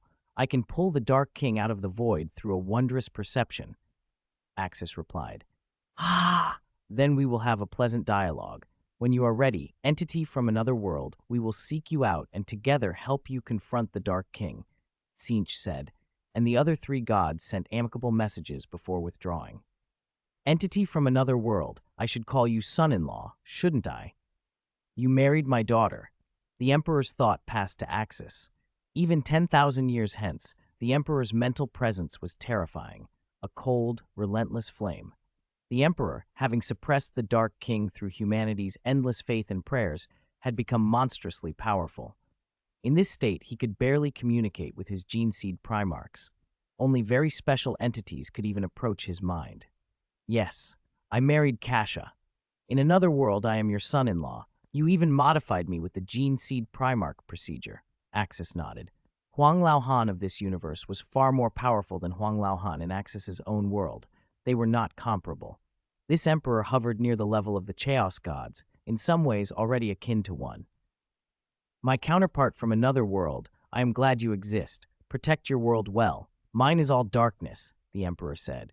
He felt hope emanating from Axis and envy for his other self. Faced with unparalleled despair and darkness, he could glimpse hope reflected in Axis's resolve. The Emperor knew humanity would eventually perish. Even if he roused his sons, it would at best delay the inevitable.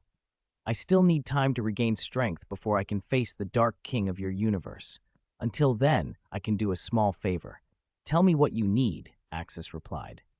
His psychic perception showed him the warp, and the material universe here were dangerously unstable. A great rift now ran across the galaxy. Warmaster Abaddon's 13th Black Crusade had succeeded in this world. The great rift yawned across the galaxy, plunging humanity into the bleakest, most desperate age of Indomitus in the 42nd millennium.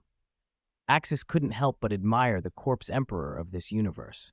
That decaying figure on the golden throne had single-handedly propped up the human race. Without him, humanity would have been wiped out long ago by the Xenos, and chaos might have finished the job.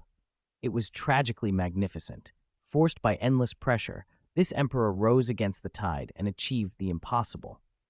By contrast, Axis's emperor, Huang Lao Han, had enjoyed a far easier lot since Axis appeared. Axis had proven himself a trump card time and again during the Great Crusade. The emperor in Axis's original world never faced the same crushing burden and never suffered the same terrible injuries. There, his throne was more a performance than a prison. 3 centuries on, Sanguinius had reported the emperor's body intact, with no corruption or decay. After Fenris was integrated into the Golden Throne, the load eased further. No more endless sacrifices of psychers.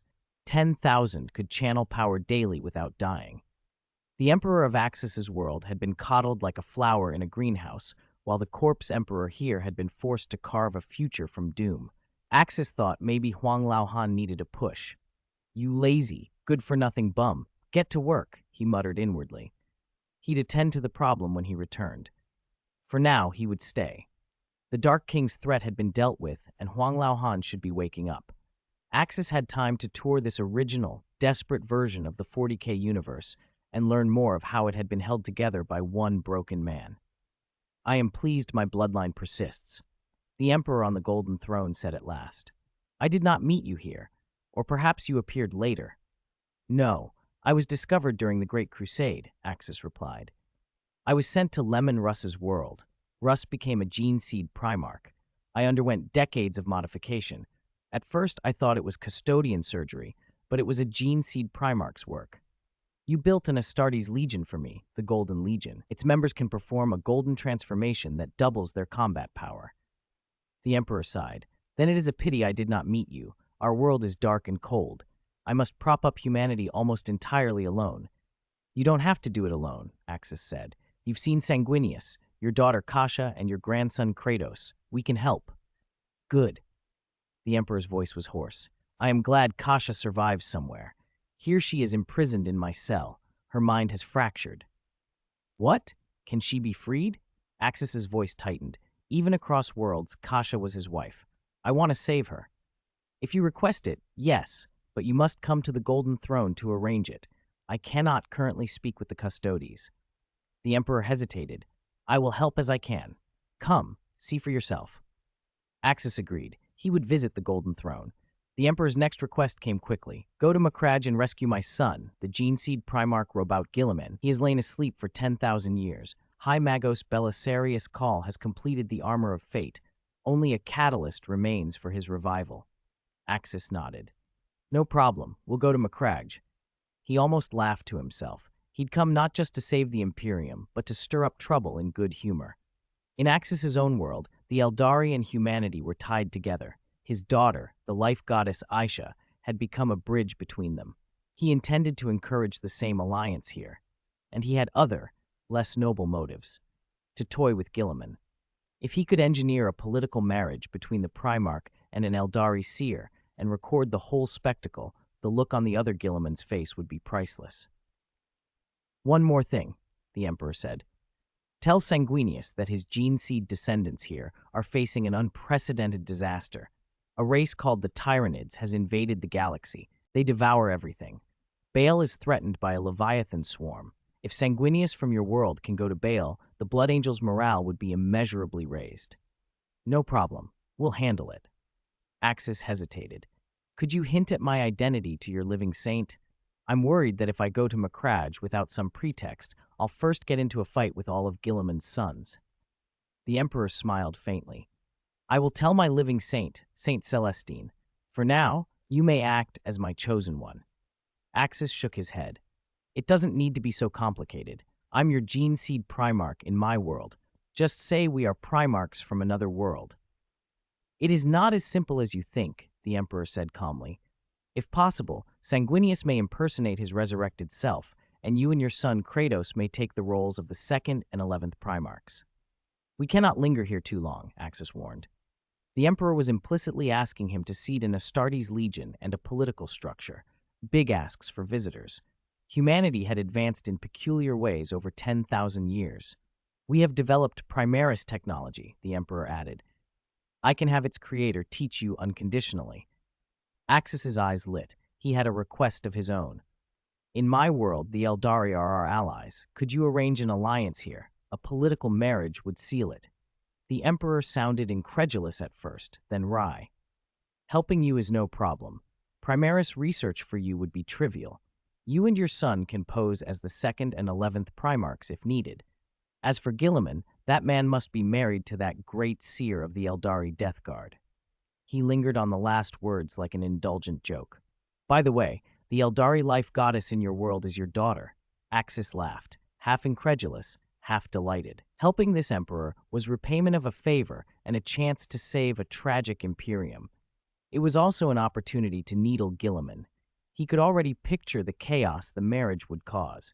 He was being reckless, and he liked it. Kyrillian marriage is fine, but your son will marry Cyrus. The emperor on the golden throne stared at him, incredulous. What had he just heard? The life goddess of the Eldari is your daughter? Are you joking? The life goddess was born 60 million years ago during the war in heaven. That's the most ancient era. Subspace gods have no parents. They're gods born from the faith of their races. How could you be her father? What kind of joke is this? I'm not joking, Axis said with a smile. Physiologically, I am effectively her father because I created her. Impossible. Subspace gods cannot be created like that. Only an entire race can birth them, and you're not even 1,000 years old physically. How could you have created the life goddess? The Emperor demanded. Have you not noticed Sanguinius? Axis asked. Is he the same gene seed Primarch you made? He has already become a god. He exists in the warp and in the material universe with a true physical body, a corporeal god. Axis's real advantage, his ace, was possessing an actual divine body, something usual subspace gods lacked. Suddenly the Emperor understood. Sanguinius's physique was far more perfect than the gene seed Primarch template. It could house a subspace god's soul without the agony of forcing the soul into an ill-fitting shell. And Axis, his body had evolved to be even more perfect than a gene seed Primarch's. He'd assumed it was a gift from another universe, but things were more complicated. This method of upgrade is what I call the God Ascension Ritual, Axis continued. Its originator, as you may know, is Magnus. You mean you can do this for Guilliman? Make him a true subspace god while he keeps a human body? The Emperor's voice brightened. A Primarch's return would lift the Imperium's spirits, but a subspace god returning would mean so much more. One subspace god was worth 10 Primarchs. Yes, I can do that. I even built a special body for the Eldari life goddess, which is why I am her nominal father, Axis said. He'd used the original mind tree seeds in his own world, but that didn't stop him from producing more. He still had defective seeds and plenty of spirit tree fruit. I see. If you insist, I can arrange for Guilliman to be married to the Eldari, the Emperor said. But are you sure the Eldari of this world will accept your arrangement? Political marriages I can handle, but will they agree? Don't worry. Leave them to me. I'll make them agree gladly, Axis replied. It was nothing to him. Whether it required courting the Eldari or convincing Ennead, who stood half-born like a dark king, Axis had the means. If necessary, he could break into Father Nurgle's garden again and seize the life goddess. He'd done it once. Doing it twice wouldn't be impossible. 2 life goddesses planting trees for him would be extremely potent. I agree to this, the Emperor said, but we should discuss candidates. It would be more fitting for your grandson, my blood grandson, to be involved. Guilliman is, after all, a gene seed Primarch. His physiology might not match an Eldari Great Seer. His eyes flicked toward Kratos, standing behind Axis. If a marriage alliance was to be forged, it should bind his true bloodline, even if that blood came from another universe. Don't even think about my son, Axis snapped. We plan to leave your world eventually. How could that be possible? Huang Lao Han, Axis thought with a smirk. You really have no scruples eyeing my son. Besides, Kratos was already over 400 years old. Axis would pay close attention to ensure he wasn't one of those impotent gene seed Primarchs. This required monitoring. Guilliman doesn't much care for Eldari women, the Emperor persisted. If you like, you can let your son, my grandson, marry an Eldari. That would show greater sincerity. It's unnecessary, Axis said. To be worthy of my son, you must at least be a god. I think your living saint Celestine would suit him well. Why not have your living saint marry my son? Celestine, the Emperor frowned. A living saint is akin to a greater daemon of the warp, no physical body, made of pure warp energy. If your son accepts that, I wouldn't oppose the match, but they would not have children. Did you misunderstand? Axis asked. Just because I created a body for the life goddess doesn't mean I can't make a suitable body for your living saint. Before my ascension, I used cultivator seeds to make a divine shell for the life goddess. Celestine is, at worst, on the level of a greater daemon.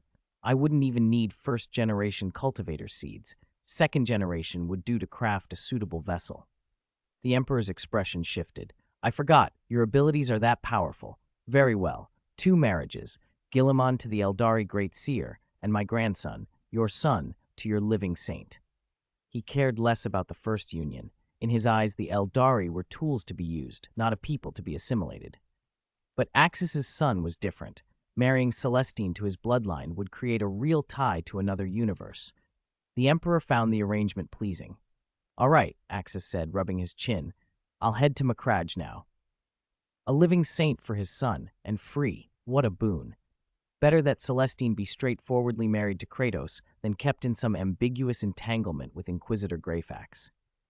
After they hashed out minor details, Axis severed the link with this universe's emperor. Axis, Sanguinius said, stunned. You were talking to this world's father? He's so powerful. Even standing on the edge, barely hearing the exchange, Sanguinius had felt his soul tremble like standing beside a star.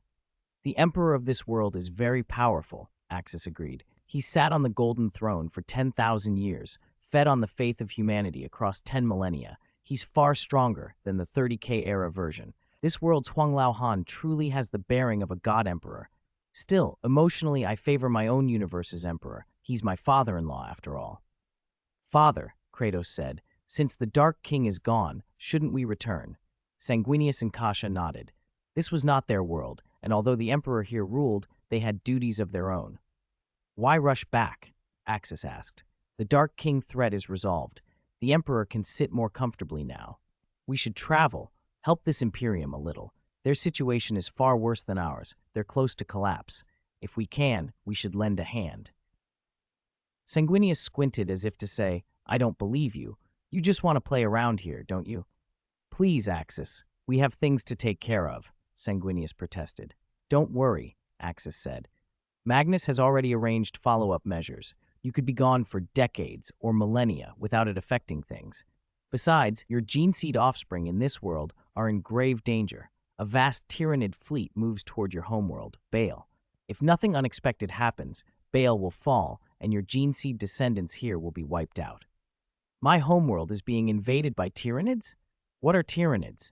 How could they overrun Baal? Sanguinius demanded, anger and disbelief in his voice. Imagine a race more voracious than chaos demons, more ruthless than space Necrons, more numerous than orcs, with strategy sharper than humanity's, and bioadaptive evolution rivaling that of the old ones, Axis said. The Tyranids were a terrifying threat, more fearsome than demons. If you're eager to return to duty, fine. I'll send you back now. But know this, in this world your counterpart is already dead. Dead? Sanguinius' voice dropped. Yes, already dead. Sanguinius fell silent. So his counterpart in this world had been killed by Horus, just as prophecy said. If Axis hadn't intervened, he would have shared that fate. I understand. I'll go and support my offspring and see for myself what level these Tyranids are, Sanguinius said. No problem, Axis replied. You go save your gene-seed children. I'll go rescue Guilliman. Guilliman, Sanguinius said, realization dawning. So this development really is Khan's world, the transmigrators, 10,000 years on. Exactly, Axis said. And I've already arranged a fine marriage for him, the Eldari Great Seer from the Death Guard. Sanguinius shook his head in exasperation. Guilliman only offended you a little. Were you really going to do this to him? I'm not doing him harm, Axis protested. I'm finding him a superb wife. He should be thanking me. Sanguinius gave up arguing. With a beat of his wings, he tore through the warp and fled for Baal. As a subspace god, he could move freely there. Kasha laughed, slapping Axis on the shoulder.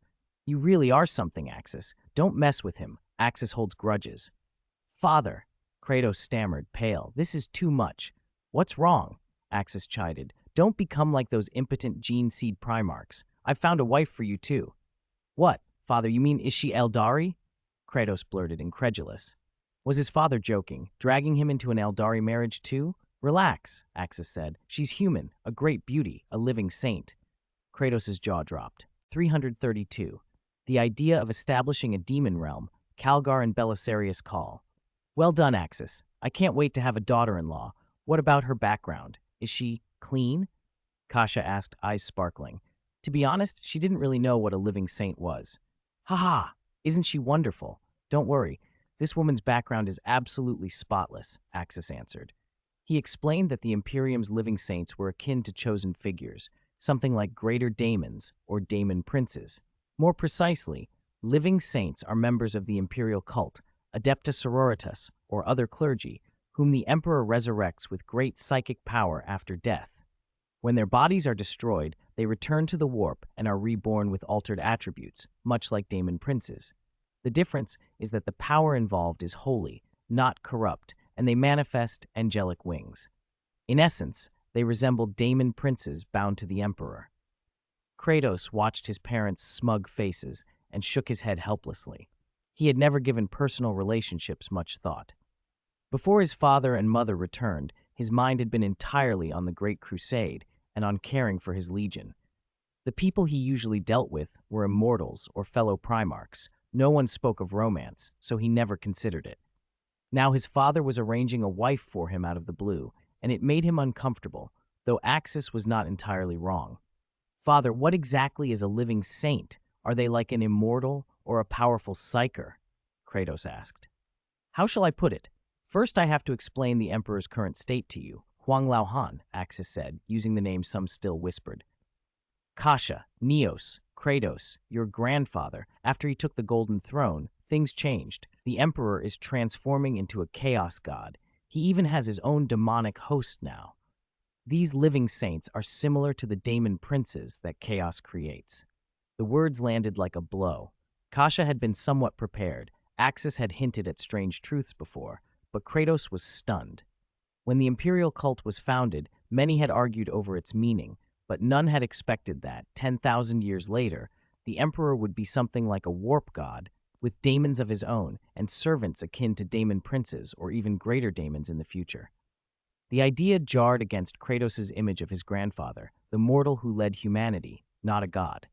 A living saint, so you need to make her a body for her, as you did for the life goddess, right? Kasha said, thoughtful. Yes, this time I'll still use cultivator seeds, Axis replied.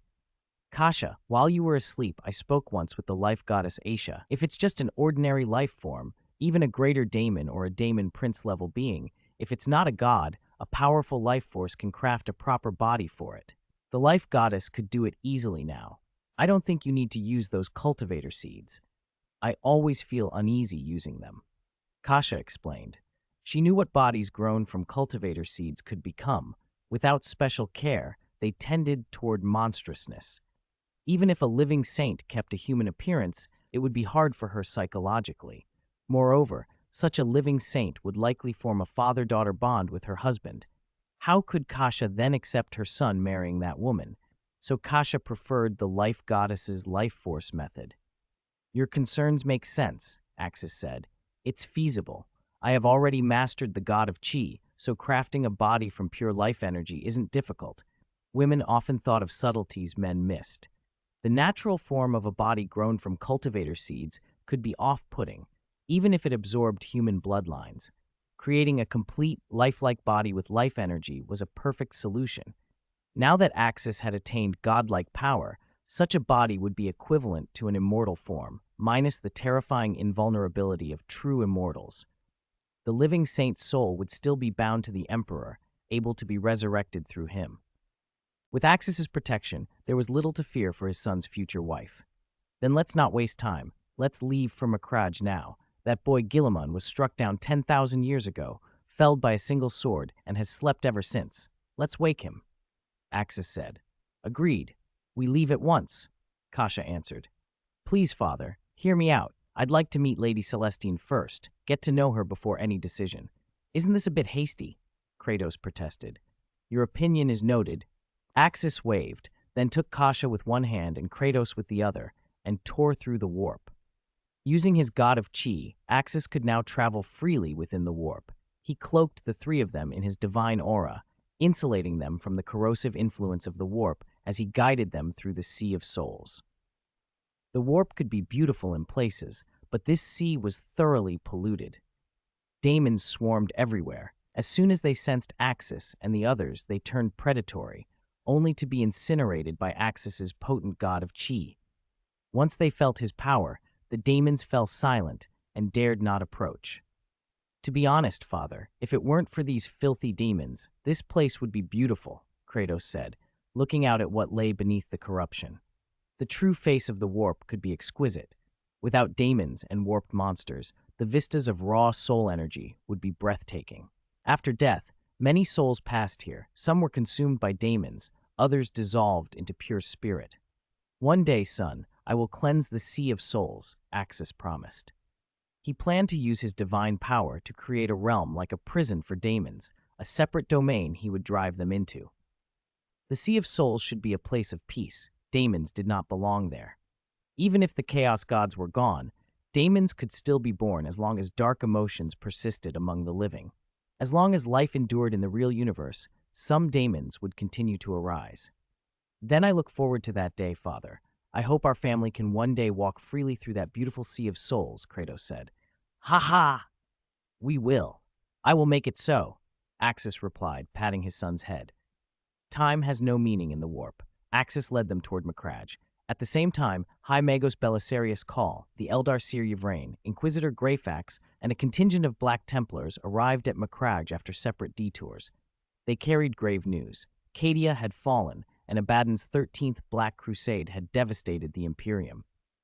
At Fortress Hera, Chapter Master Calgar greeted the unusual company. Enough talk. Macragge is under attack by the Chaos Fleet. I need to know your purpose, Calgar said, looking over the strange assemblage. A High Magos of the Mechanicus, an Inquisitor long thought lost, an Imperial Living Saint, a Black Templar's Marshal, and 2 Xenos.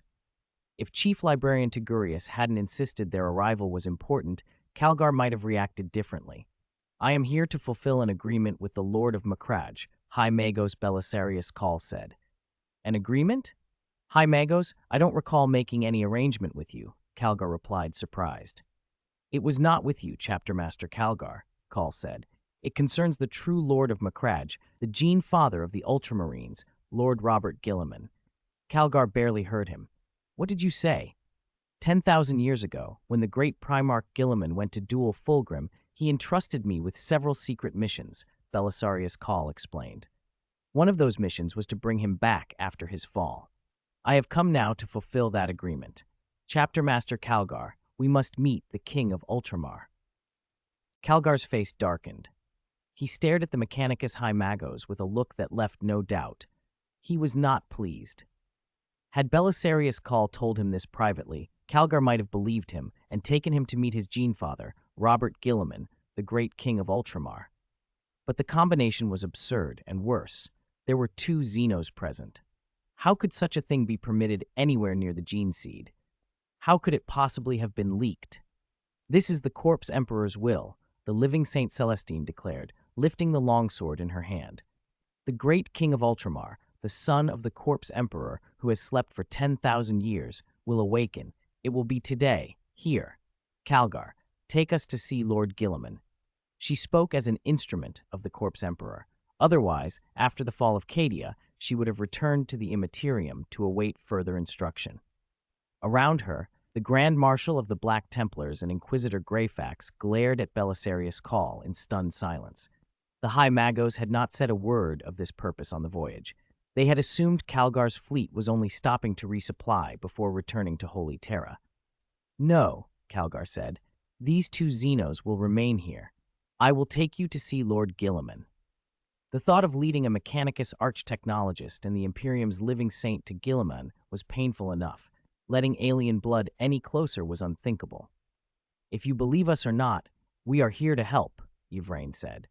Without our aid, Robert Guilliman cannot be awakened. Her words were cool and confident.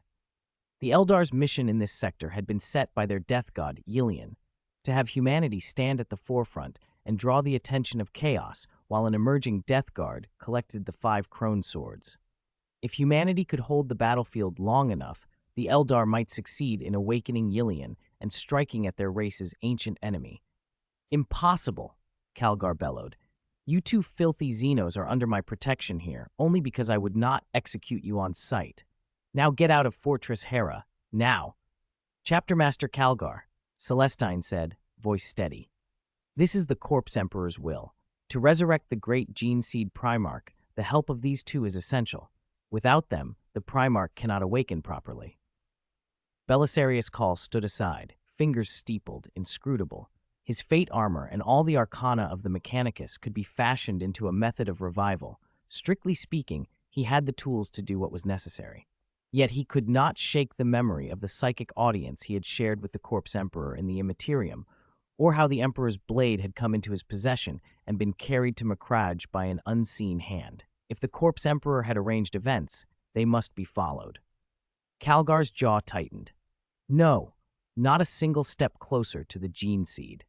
Tigurius, chief librarian and Calgar's oldest companion, stepped forward. Chapter Master, trust me this once. Trust your chapter's most potent librarian. This is the Corpse Emperor's will. What we are about to do, if it succeeds, will save the Imperium. Tigurius's calm carried weight. He had stood with Calgar for centuries, his sorcerous sight as fearsome as any warrior's sword. Before the Chaos Fleet's assault on Macragge, it had been Tigurius who foresaw the blow and gave Ultramar time to marshal its defenses. Calgar looked at his old friend, felt the years of shared campaign and sacrifice between them, and could not simply dismiss him. All right, Calgar said finally. I will watch. Make no mistake, I'll be watching every move. The first untoward action and my power fist will crush you. Yvraine only smiled. Her method would be brutal and strange. She did not expect the Ultramarines chapter master to approve. But there was no other way. Guilliman had to die once to be reborn. A golden light descended without warning. Celestine froze, suspended a foot above the ground. Everyone felt the arrival of a sacred, overwhelming will. The air filled with it, and those present fell to their knees. Some of the mortal attendants, their spirits weaker, fainted. Great, great Corpse Emperor. This is real? Celestine's face flushed, an odd mix of reverence and awe. The message poured into her mind like sunlight through stained glass. Yes, I understand. I will obey you, great Corpse Emperor, she whispered, sinking to one knee. For a living saint used to the battlefield's exigencies and to the Emperor's commands, this summons felt different, intimate, and, strangely, personal. The Emperor's message was not only about tactics or salvation, it carried the shape of alliances. Celestine's eyes flicked to the Great Seer at Yvraine's side and then away again, puzzled and faintly embarrassed. Saint, was that the Corpse Emperor? Greyfax asked, kneeling, her voice edged with something like veneration. Long live the Corpse Emperor! The Grand Marshal and even Calgar's own men echoed the cry, falling in line with the sacred fervor. Only the 2 Eldar representatives remained standing, Yvraine, the Death God's Great Seer, and her guardian in red armor. The latter's jaw was tight, his hand rested on the hilt of his sword, both out of duty and because he cared for his charge with the fierce, complicated tenderness of an instructor and lover. What did His Majesty command? Tigurius asked. If he could hear the details, he could bring Calgar fully around. Celestine's cheeks colored, her voice faltered. The great Corpse Emperor conveyed two messages. A ripple of bewilderment spread through the hall. Finish, Saint, Greyfax urged. He commands an alliance with the Eldar, Celestine said at last. For this reason, the 2 Eldar will be permitted to accompany us to meet the Gene Seed Primarch, and, she paused, and the uncertainty in her eyes only grew. Speak, Celestine, Calgar snapped. The Corpse Emperor has decreed that, after Robert Guilliman awakens, he shall be bound in marriage to the Death Guard Great Seer Yvraine, Celestine finished, her voice ringing across the hall.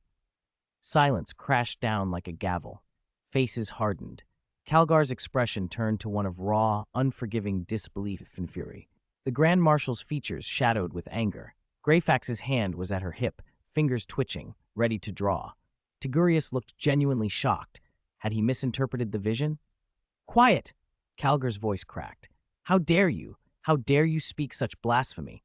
He raised his power fist until the bolter mounted on it was pointed at Celestine's chest. You would besmirch my gene-father's honor? Yvraine's laugh was cool and void of amusement. It has nothing to do with me, she said. I am here to ensure Guilliman wakes. I have no intention of marrying your kind. Do not stop her, Celestine said hurriedly. I have not finished conveying the Corpse Emperor's will. Calgar's finger went white on the trigger. The hall held its breath. Then the air ruptured. A warp fluctuation, a tearing, filled the chamber with the smell of ozone and iron. A ragged rift opened in the space above, and from it a pair of enormous boots descended, crushing the marble with a noise like thunder. 3 strangers stepped through the tier, 2 men and a woman, and the leading man's boot came down squarely on Calgar's chest. No matter how the chapter master strained, he could not wrench the boot from his face. Quiet, the man said, his voice booming and impossibly calm. He raised a hand in a gesture that brooked no interruption. Now I will convey the Corpse Emperor's will. All of you, obey my command. He was Axis. Axis's arrival was theatrical enough to stop every conversation in the chamber. He stepped through in a flare of light, and for a heartbeat it seemed as if the whole room might applaud. Then clicks and metallic whirs answered him as weapons came up. Everyone present trained guns, lances, and witch senses on the newcomer, except the living saint, Celestine. Chief Librarian Tigurius leveled his psychic staff and regarded Axis with grim caution. Who are you? What are you doing here? He demanded. There was something about the man, an edge in his presence, that made Tigurius imagine his own head being wrenched from his shoulders if he so much as blinked. The Grand Marshal of the Black Templars' crusade bellowed, drawing his power sword. The Ultramarines' bolt guns clicked to the ready in unison. From somewhere at Axis's side came a telepathic plea. Father, please move your foot slightly. Kratos' thought trembled through Axis's mind. You're standing on him. That's their chapter master. Axis only grinned. Bold fools. You strike first, he declared aloud. I must overwhelm them with my aura. Kasha, stop him, came a helpless psychic whisper from the woman called Kasha. They're about to attack. Before anyone could do anything, Axis's body flared with a golden light, a blazing, legendary Super Saiyan aura that slammed into the chamber like a tidal wave. Air turned thin, chests tightened, heads swam. One by one, the assembled warriors and psychers went to their knees, trembling, drenched in cold sweat. Inquisitor Greyfax sagged as if her backbone had been sawed through. Black Templars, Ultramarines, several Sisters of Battle, every human present felt the pressure like a physical weight. Even among the alien Eldari, Yvraine's expression wavered in fascinated alarm. Only Celestine stood untouched. Tigurius's face had gone the color of ash. He stared at Axis as if confronted by a daemon of the warp. Thoughts of death and annihilation crowded him. Resistance was a suicide he could see through to the bone. Kasha and Matter, close enough to taste the aura, shared the same stunned realization. Axis's power was not merely strong, it was primarchic in tone, unprecedented, as if the man had become a living legend. Celestine stepped forward, her voice a calm counterpoint to the fear. Lord Axis, please hold your aura. They do not know who you are. Axis's golden expression softened. Since my daughter has spoken, I shall spare you, for now. Consider it mercy, he said, and he let the pressure slacken. Relief flooded the room so violently that those who could breathe did so in ragged gasps. Anger followed almost instantly. A Sister of Battle leapt to her feet, bolter trembling. This is blasphemy, she cried. To call the living saint your daughter, who do you think you are? The saint has only one father, the Emperor himself. Celestine raised a hand and laid a gentle palm on the sister's bolterful, stopping her. I am his daughter, she said simply. Not in the way some of you think, but the truth is complicated. Let me introduce him. This gentleman is called Axis, the new gene seed Primarch created by the Emperor. The chamber erupted. Inquisitor Greyfax's mouth opened in disbelief. A new gene seed Primarch? The Emperor has sat upon the Golden Throne 10,000 years. How? Her voice cracked. This is impossible. Celestine rolled her eyes in a way that would have been impertinent if it weren't blessed. She had intended to introduce Axis as the second Primarch. Yet Axis, via the bluntness he seemed to favor, had simply declared himself a new gene seed Primarch. Celestine's son, Kratos, she explained, was the child of Axis and the Emperor's daughter, Imperial Princess Kasha, making Kratos the Emperor's grandson. She would marry him. He was her chosen. The implications left some present with faces like masks. Greyfax sputtered outrage. "This is blasphemy. You've stolen the Emperor's power, or been corrupted." Axis gave a low snort and flicked a finger. Without theatrics, the Inquisitor spit blood, flew backward against a rafter, and collapsed in a heap, winded and coughing. "Watch your words," Axis said coldly. "Say that again, and I will not be so gentle." Tigurius found himself swallowing pride and fear at once. "If you are truly a gene-seed Primarch, show us," he grated. The man's strength had already hinted it, and the living saint vouched for him, but proof would steady the room. Axis obliged. He poured some contained, fierce chi into his muscles and bones. In the space of a breath, the man grew, almost impossibly, muscle and tendon lengthening, shoulders widening, limbs coiling like forged steel. In moments, he loomed nearly 3.8 meters tall. The chamber seemed suddenly built for giants. The aura that rose from him was primarchic and undeniable, forcing even the most cynical to look aside. This was the shape of legend made flesh. As if called in tandem, a more sacred golden psychic light settled over Kratos. The youth's hair flashed gold, and his presence swelled. Not merely the blessing of his blood, but the Emperor's psychic signature fused into it. The force of it washed over the humans in the room. It was unmistakable. Kasha, too, opened herself and let loose her own royal psychic essence. She stepped forward, and with the blunt pride of one born in war's shadow, declared herself Imperial Princess Kasha, born during the Liberation War of Holy Terra. The murmurs became a single stunned silence. Even the Eldari watched with greedy interest. Yvraine, for once, looked uncertain. There might be interesting consequences to this, she thought. The red-armored warrior by the wall watched the disciple beside him with a mix of worry and private amusement. "Lord Axis is indeed a gene-seed Primarch, modified by the Emperor," Celestine announced. His gene seed could, once harvested, found a new Astartes legion. "Lord Kratos is Axis's son by Imperial Princess Kasha. He is of the Emperor's blood and will be my betrothed. I will marry Kratos in the Emperor's name." That was the final pinprick. The impossible had become declarable. Even the most quarrelsome among them fell quiet, and Tigurius, still wary but convinced, stepped forward to ask politely, "What is your name, Great Primarch?" "Axis," the giant replied. Tigurius pointed. "Lord Axis, if it pleases you, could you step off our chapter master so he may rise?" He indicated Marnus Calgar, still awkwardly under Axis's boot. Axis glanced down, genuinely sheepish. "Oh, I did not notice. Is that your chapter master?" He lifted his foot without ceremony, and Calgar scrambled up, face an angry bruise. Tigurius hurried forward, guiding the hot-headed chapter master aside before he could unleash his temper. "It's nothing personal," Axis said with a smug wave. "I'm a big man. I don't stoop to small men's level." Kratos said nothing, only looked at his father with a mixture of exasperation and fondness. Uncle Guilliman had antagonized the wrong family, he thought. Calgar bristled and clenched his fists, but the matter was pushed aside. Axis moved on, impatient. "Enough parley. I came for one thing, to wake Guilliman." Reluctantly, Calgar led the party to the deepest vault in the fortress, the sanctum that housed the long slumber of Robert Guilliman. It was the most sacred, most secret place of the Ultramarines, and the hush there was like standing under a cold sky. Axis strode in as if into his own hall. Yvraine stepped forward, drawing a blade in a gesture part offer, part readiness. "Let me help," she said. Axis waved her back, amused. "This is a human matter. Later, after I rouse him, you and your death god can have a private audience and settle whatever oracles you need.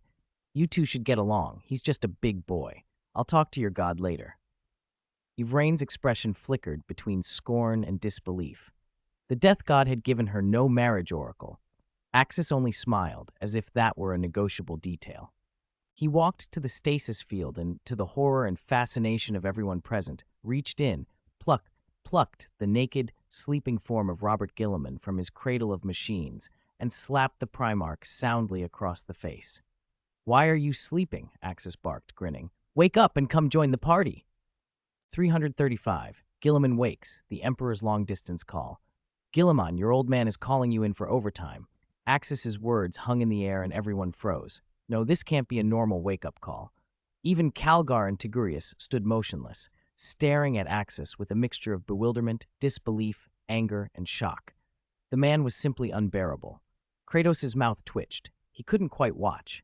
Who behaved like that? Who would slap the Primarch awake? But miraculous or absurd as it was, it worked. Axis reached forward and slapped Guilliman twice. The Primarch's brow twitched. He looked as if he might wake. Axis nodded as if satisfied and slapped him twice more. This time, Guilliman opened his eyes fully. He looked around dazed, as if wondering who he was, where he was, and what he was doing. "This is impossible," Yvrain the Eldari seer swore aloud. "Are you kidding me?" A few slaps and the Primarch who had slept for 10,000 years wakes up? Even Guilliman's battle brothers, the Ultramarines present, stood dumbfounded. A couple of them dropped their bolters, mouths agape. Their Gene Father, long dead, long preserved, had been roused by a few slaps. What sort of treatment was this? "Don't you see?" Axis said with mock seriousness. "If they sleep too long, you wake them like this. Slap them a few times and they're up. None of you dared to go up and slap him twice. That's why your old man's been sleeping for 10,000 years, because nobody had the nerve to slap him. Serves him right, honestly." It was nonsense, but it also happened to be true, if for reasons Axis himself did not fully explain. The real cause of Guilliman's revival was more complex. When Axis raised him, Axis had begun to project the principle of life into him. With his divine power, he purged the lingering taint of Slaanesh and repaired Guilliman's body. Axis, audacious to the last, claimed only that he'd acted on a whim. Everyone else could only watch the absurd remedy work. "Lord Axis, shouldn't you at least clothe our Gene Father?" Someone began. Axis clapped his hands, laughing. "It's indecent to be without trousers, you know. 13, when you sleep, sleep with clothes on. Put some pants on at least." Guilliman, now fully awake, glared at him. "Disgusting. Who are you?" High Magos Belisarius Call's bionic eyes flickered. "Lord Guilliman," he began, "I fashioned an armor of fate for you, if you have no objections." The suit had been intended to revive Guilliman, but the Primarch had already been roused, so Call's painstaking creation seemed redundant. Guilliman stepped down with Call's help and let the Mechanicus fit him with the power armor and receive the Emperor's blade, the greatsword gifted by the master of mankind. As they fastened the pauldrons, Guilliman's mind raced. Who was this man who had awakened him? There was something oddly familiar about him, yet his frame was only the size of a normal space marine. Even so, the presence Axis exuded made Guilliman uneasy. When Axis had lifted him by the throat, Guilliman had been unable to resist. Axis's strength had been terrifying. "Introduce yourself," Guilliman demanded. "No problem." Axis smiled. "I am a Geneseed Primarch of the New Age, and your brother-in-law." Guilliman frowned. He turned to Kasha and then to Kratos, standing nearby. "I do not recall having an older sister. If you are a new Geneseed Primarch, has father descended from the Golden Throne? Were you not made by him?" "It's complicated." Axis waved a hand. "Better you speak with the Emperor yourself." He placed a hand on Guilliman's shoulder and activated a powerful psychic link to the Golden Throne. Sometimes, when you have enough power, you can do as you please. Guilliman felt a burning ache at the contact of the Emperor's mind. Axis's safeguard wrapped around him like armor, protecting his soul from the immediate onslaught of the Emperor's presence so that he could withstand it. "My son." The Imperium's only hope. Experimental subject number 13. Shameless thief. Traitor. Voices overlapped, fractured and discordant. Axis snorted and cut through them like a blade. "That's enough. Don't bring out your darker personae. Your core self remains intact and conscious." He dispelled the Emperor's darker, shadowed personalities, fragments the immortal had accumulated over 10 millennia upon the Golden Throne. "My power exceeds my expectations," the Emperor intoned, his voice vast and gilded. "Perhaps you should come to the Golden Throne. We will speak properly." Guilliman's hand tightened on the hilt of his sword. The image that the psychic link sent was enormous and brilliant. The face was hazy, but unmistakably his father. "Father, is that truly you?"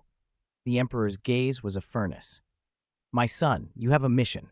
Save the decaying Imperium.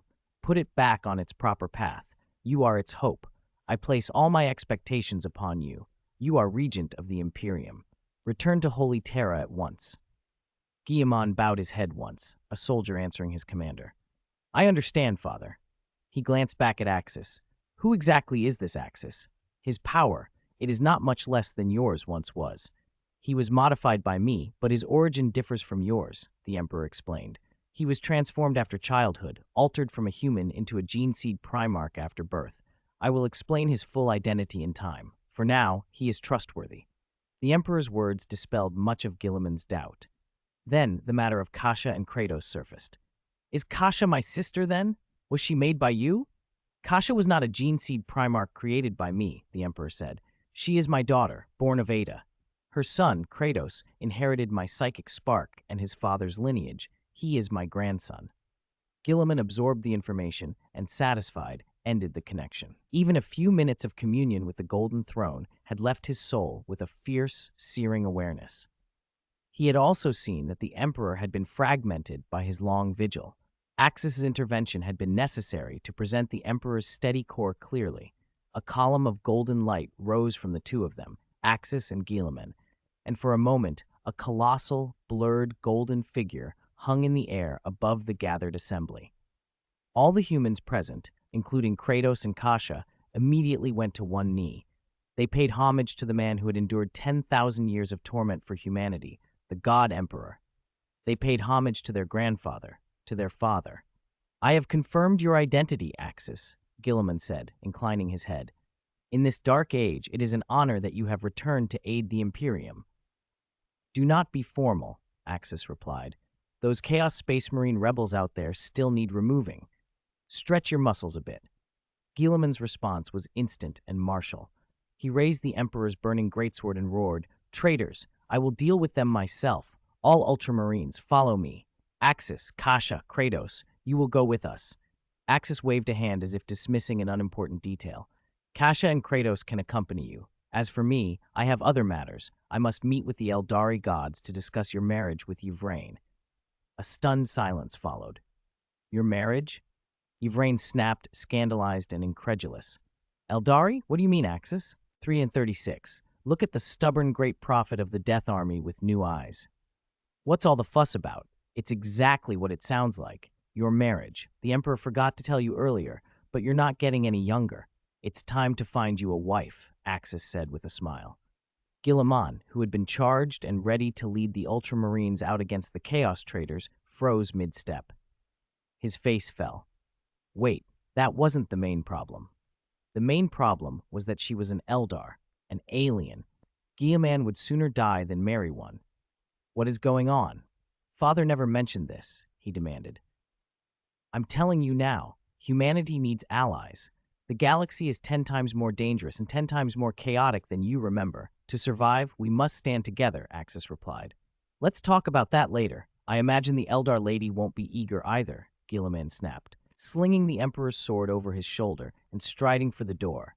He needed to rally the Ultramarines and strike back at chaos. Axis only smiled and turned toward Yvraine. The red-armored warrior by her side was tense, hand resting on his sword hilt. But in Axis's presence he began to sweat, unable to move.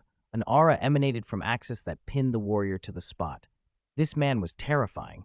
Could this be the power of a human gene seed Primarch? 10,000 years ago, Eldar seers had prophesied that a future gene seed Primarch, now the Khorne daemon Prince Angron, would spill blood across the universe. The Eldar had sent assassins to eliminate such a Primarch in childhood. The attempt had failed. Even fully armed, trained Eldar found themselves helpless against a Primarch as a child. The Primarchs had shaken the Eldar to their cores. To the Eldar, the Emperor was mad. He had sealed gods from the warp into mortal bodies. Where humans saw semi-divine progeny, the Eldar saw monstrous warp gods trapped in flesh. Axis, however, puzzled them. He seemed ordinary. Neither the red-armored warrior nor Yvraine, the great seer of the Death Host, could perceive any psychic presence from him. Axis walked past the red-armored warrior, smiling. The warrior ground his teeth, wanting to move, wanting to draw his blade to protect his student, but his body refused him. You're shameless, Axis commented lightly. In our human culture, there's a term for it, an old ox eating young grass. Luckily, it didn't come to that. Eldar society forbade romantic love. Relationships for procreation were mechanized. Any emotional stir risked attracting Slaanesh and endangering the soul. Offspring needed copious nourishment, so many males contributed in a clinical way. To Axis, their customs were convoluted and extreme. You, the red-armored warrior seethed, fury visible even though he couldn't act. Such power, Yvraine said to Axis, forcing a smile. She knew she couldn't oppose him. Given that, she would be candid. How do you propose to persuade me? I need to speak with your death god through you. Don't be afraid, it's only temporary and a little painful, Axis said, placing a hand on her shoulder. That phrasing could be misunderstood, Yvraine replied, though she couldn't hide the tremor in her voice. Years in Kamra had made her blunt. She was no innocent, and she met mortals with a frankness that could unnerve human sensibilities. Axis did not reply. A divine power flowed into Yvraine, and her body shuddered. She stood straighter, chin raised, and met Axis with a small, dignified smile. He found himself newly respectful of the great seer. No wonder she dared to taunt the regent after Guilliman's return and serve as his advisor. She was no simple woman. Through some inner technique, an unleashed surge that Axis joked resembled the power of a Super Saiyan god, he tuned into the death god Ennead. His form glowed crimson for a moment, shrinking into a humbler, more sacred shape. To the two Eldar watching, Axis now seemed like a real god, radiating a presence familiar to their own deities, yet impossible, a god with a physical body in the material universe. You're bold, young one. Ennead's voice trembled through Yvraine. Don't call me young. I feel I'm almost 1,000 years old, she shot back, pale and trembling, her whole soul aflame with a stinging pain she endured with gritted teeth. I existed 10,000 years ago, Axis answered. Perhaps, but I sense you are not much older than I, she said. The red-armored warrior turned his head with difficulty, a look of pained frustration on his face. His student had always been headstrong. That was precisely why he cared for her. Now she defied expectation again. Axis reached deeper and with steady force drew out a gray-white figure from Yvraine, a spectral yet solid form. Ennead manifested in the real universe with full awareness, astonished. This is incredible. I take on a corporeal form in the real universe? What is this power? How is this possible? Ennead asked, bewildered. He had never truly existed outside the warp. To be born fully would mean sacrificing much Eldar life to tear himself out of Slaanesh. The gentler path was to assemble the 5 crone swords to rise as an Eldar demigod. Yet now he stood whole, already on the edge of revival. I've come to propose an alliance between the Eldar and humanity, Axis said. My relationship with the life goddess is unique. I gave a life goddess physical form that can walk in the real universe. The life goddess? Isha, Ennead interrupted. Impossible. She's still trapped in Nurgle's garden for over 10,000 years. I'm not speaking of your world's life goddess, Axis replied. I come from another parallel universe. He did not hide the truth. Ennead listened, curious and wary. A being from another universe, Ennead murmured. Truly extraordinary. And your plan? You lack a suitable body here. I can construct a vessel, using special methods, that will allow you to manifest most of your power in the material realm. You could present yourself to your people and lead them. As part of this pact, your great seer would be joined in marriage to a human, Axis explained. Yvraine's eyes flashed. Pain and resolve warred across her face. In that case, she said, teeth clenched, voice low and defiant, Lord Ennead, let me marry Lord Axis. No one had taken control of her fate. If anyone tried to dictate who she would marry, she would defiantly choose her own path. Axis narrowed his eyes at her boldness. A terrifying pressure fell over Yvraine. The great seer of the Death Guard felt as if she had been plunged into an ice cellar. Her body shook uncontrollably, and she sank to her knees. Sweat soaked her back. Fear filled her eyes, and every glance she stole at Axis was full of terror. She realized with a cold clarity that the man had not been joking. The pressure she'd managed to tolerate had been only a fraction of his power. If it had exceeded that limit, she would never have survived. The little pride she had been clinging to evaporated. Girl, Axis said, let me make one thing clear. In this world, only the strong shape their own fate. I am strong, you are weak. When I say 1, it is 1. When I say 2, it is 2. I have a wife I love. I have no interest in you. His tone held neither mockery nor cruelty, only implacable certainty. Yvraine's stubbornness might have earned a tiny shred of admiration from him, but that didn't change the fact that daring to haggle with a god was impossible. Some gods might be indulgent. Axis was not. In his world, the weak had no rights. How powerful was Axis at this moment? To be blunt, which of the four Chaos Gods would dare challenge him one-on-one? Axis had ascended into a Super Saiyan god, not a half measure like Kakarot's, a complete and thorough deification. 3 centuries of mastering divine power had transfigured his body and spirit, coupled with his legendary Super Saiyan bloodline and the pressure of his base Super Saiyan-like form. No mortal could withstand him. Lord Axis, I only want to control my own destiny, Yvraine said, teeth clenched. I don't want to marry that fellow named Guilliman. We're not compatible. He's 3.6 meters tall and I'm only 2. I'd die in his arms. If you insist on an alliance with our Eldar, then make me your son's wife. How does that sound? A painful miscalculation. She had hoped her stubbornness would win sympathy. Instead, she learned the man had no romantic interest in her whatsoever. Second best, then. My son's wife will be the living saint of the Imperium, Axis said, crouching to look down at her. Your husband will be the human gene seed Primarch, Robert Guilliman. This is my last warning, understand? Enid, the Eldar death god, said nothing to his great seer. In his view, Axis's stance was already gracious. Anyone who dared contradict a god should be prepared to die for it. Enid had no intention of defending such insolence. No one insulted a god. No one challenged a god's dignity. I understand, Yvraine whispered. Robert Guilliman wasn't a bad match. Though she'd only met him once, she'd felt a small goodwill toward him. The whole thing still felt strange, as if Axis had used some subtle influence to tilt her feelings. But Enid had seen futures. Was it possible the Emperor and Axis had seen the same? Do not doubt it, Enid said. I have glimpsed possible futures. You will come to care for this Primarch. Very well, Lord Axis. I apologize for my earlier impertinence. I only wanted a little agency in this. With the Death God's words, her last doubts faded. She could learn more about Guilliman now. I forgive you this once, Axis said. About your concern that you cannot withstand the Primarch's power. Easy to fix. He produced a fruit from his personal space and offered it her. Ordinary Eldar were no weaker than baseline Space Marines. The best could rival Primaris Space Marines. As Ennead's great seer, Yvraine had already died and been resurrected by the god. Her resilience was far above ordinary, nearly custodian level. Still, a direct encounter with a gene seed Primarch could be dangerous.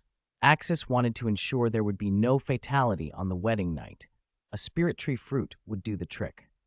This is a spirit tree fruit, Axis said, a god fruit that greatly boosts vitality and physical fitness. If you and Guilliman do business, it will be safe. Oh, then I'm relieved. If we can only be a couple without, well, that sort of thing, it won't be satisfying, Yvraine said, rising with new composure as she accepted the second-generation spirit tree fruit. She had long believed the souls of Eldar in Ennead's service were shielded from Slaanesh. A little indulgence in the flesh would not doom her. Her marriage was under powerful protection. If her soul were taken, it would be an affront to the very gods standing beside her. Eat it now. Let's see the effect, Axis said. Thank you for your grace, Prince Axis. The title slipped out, no longer Lord but Prince, an honorific of deference. Under his gaze, Yvraine ate the fruit. Life energy surged through her like a storm. It poured along her limbs, reshaping and strengthening her body. She rose into the air as the transformation completed, from something almost demigod-like to a full demigod, breaking free of Eldar biological limits. She grew a little, to about 2.5 meters. Her skin brightened, her features shone. Power hummed through her veins. Incredible, Prince Axis. My body, Yvraine breathed, clenching her fists as she tested herself. Her strength had multiplied at least tenfold. She felt invincible. Obeying a god's will had brought far more than rebellion ever could have. Your current condition will utterly overpower the Gene Seed Primarch, Axis said. Go and deal with Guilliman. I have high hopes. Oh, if I had one more of these, I guarantee Guilliman would be utterly defeated every night, Yvraine said, eyes glittering. She understood Eldar pleasures and ways of warfare well enough to find amusement in the thought. Axis laughed. That's the spirit. He produced 3 more second-generation spirit tree fruits and handed them to her. If Guilliman ever found himself outmatched in endurance, Axis would have a stash for him too. Your bond will grow strong, Axis added. Once a man has his own children, he changes. Gilliman has produced tens of millions, maybe hundreds of millions of gene seed offspring. That's not the same as a real son. While the probability is low, Eldar and humans have reproductive isolation, it is not absolutely impossible, Ennead observed. With the life goddess's aid, Axis said, her life energy would make it easy for you and Gilliman to have children.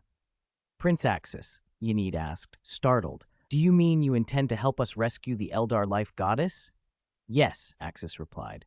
The life goddess's life force is crucial to me.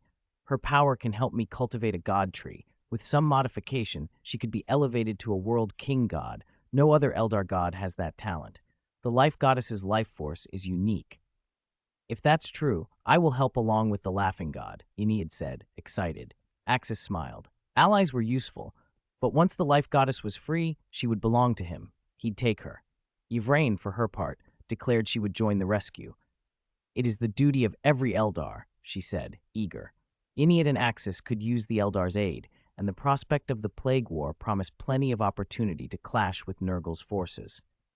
Axis thought of them derisively, the Nurgle dogs, and planned to have his fun. Ennead, Axis said suddenly, I can fashion you a body more suited for the material universe. It will allow you to exert your power far more effectively than any spirit avatar. Are you interested? If one god had good reason to be anxious, it was Slaanesh, prophesied threats, the rise of a death god who might end him. Ennead's reply was immediate and grateful. If possible, I would be most obliged. Axis took out a second-generation cultivator seed and moved to where Gilliman slept. He tore up the floor in a burst of power, exposing soil beneath, then planted the seed. He poured in a nutrient solution, the juice of second-generation spirit tree fruits, had Yvraine add a bit of blood as a genetic sample, then injected his potent life energy. Finally, he poured Ennead's spirit into the seed. Moments later, a body manifested, an Eldar death god nearly 3 meters tall, fully divine, a physical presence in reality. Unlike the life goddess, this new form lacked chi energy, but it had a material, potent embodiment in the real universe. 308. Eldar Death God, the human army bathed in holy light. Eldar Death God. Ennead felt a surge of power. Someone nearby possessed a body that could manifest at least 80% of his divine might in the real universe. The fruit Yvraine had eaten should strengthen that physical vessel even further. If so, releasing a full 100% of his power would not be out of reach. For a subspace god, a body capable of manifesting its full combat potential in the real universe was priceless. With it, Ennead might genuinely stand a chance of killing, or even surpassing, Slaanesh. Axis watched the Eldar Death God with an enigmatic smile. Like all cultivators, Ennead, born and sustained by the life of Chi, or rather, the more advanced god of Chi, shared an inexplicable bond with Axis. Axis, however, had suppressed that connection with his god of power, leaving Ennead unaware of the link and refusing to be acknowledged as his gene father, the way life goddess Isha had. It was a card Axis kept in reserve, a means to manipulate other subspace gods later. Cultivators were deeply bound to Axis. Even second-generation cultivators could be controlled through his god of Chi.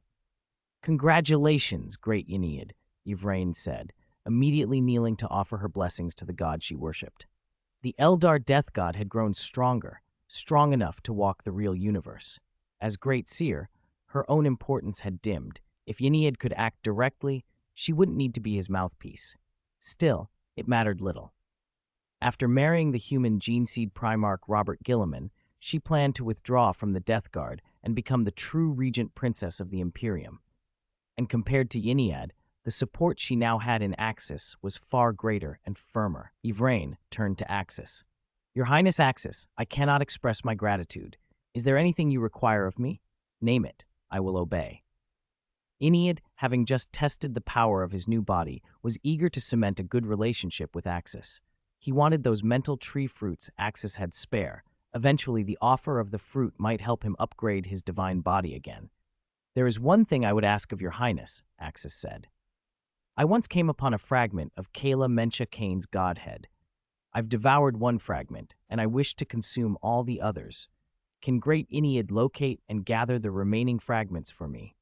Fragments of Kayla Mencha Kane's soul would accelerate Axis's mastery of the god of power and hasten his rise to a subspace lesser god.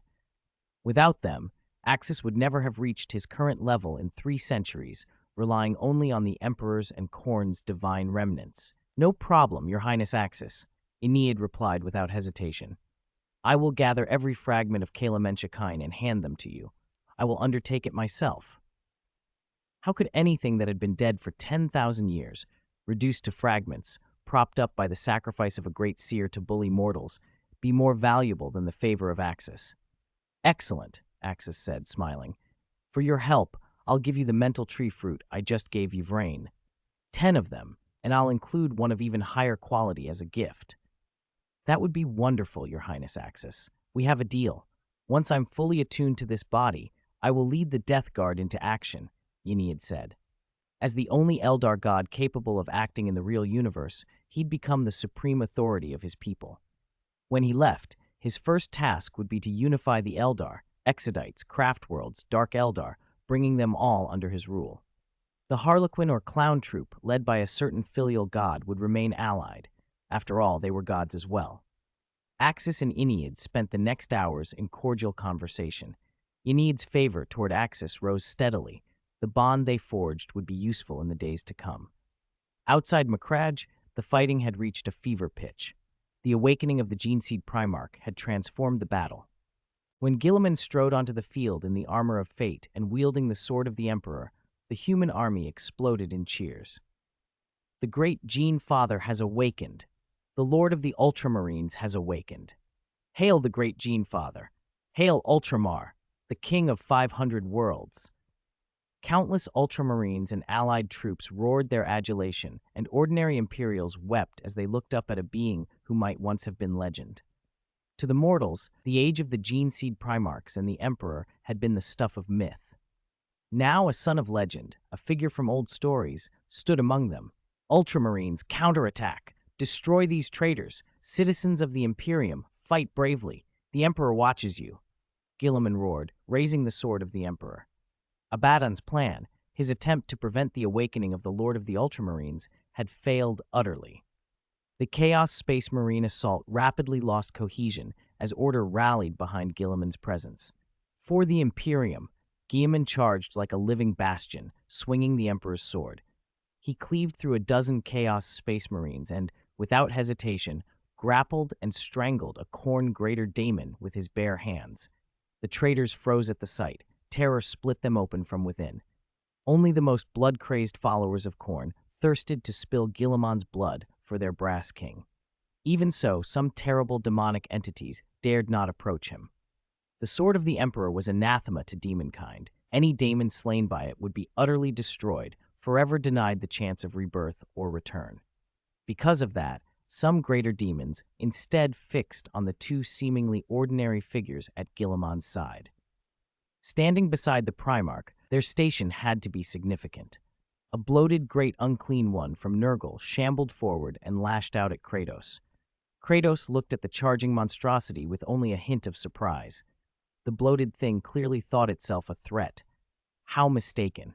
Golden light suddenly erupted from Kratos. He activated a fierce burst of psychic might that shimmered like a golden aura, the manifestation of his own power. The great unclean one collided with Kratos' fist and exploded like a balloon punctured by a spike. Flesh and filth rained down.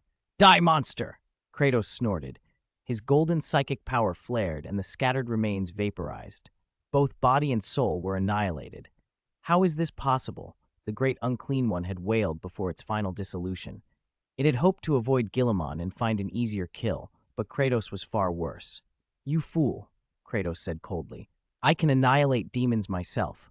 I don't need weapons, only my psychic power." His demonstration of godlike might sent waves of shock through the Chaos ranks. Who was this? How had such a being gone unnoticed? Intelligence could not have missed him unless he was something extraordinary. Kratos did not stop. Golden light pulsed from him again. Not psychic energy this time, but a radiance of holy light. He rose into the air, a shining sun. The light burned weaker daemons to ash instantly. But for the mortals caught in the carnage, the effect was miraculous. Wounds closed, fatigue vanished, grievous injuries mended, and stamina returned. Space Marines felt their combat prowess augmented by some unseen blessing. Guilliman alone paused his slaughter and watched Kratos with a measuring expression. The radiance was sacred, yet it was not the Emperor's.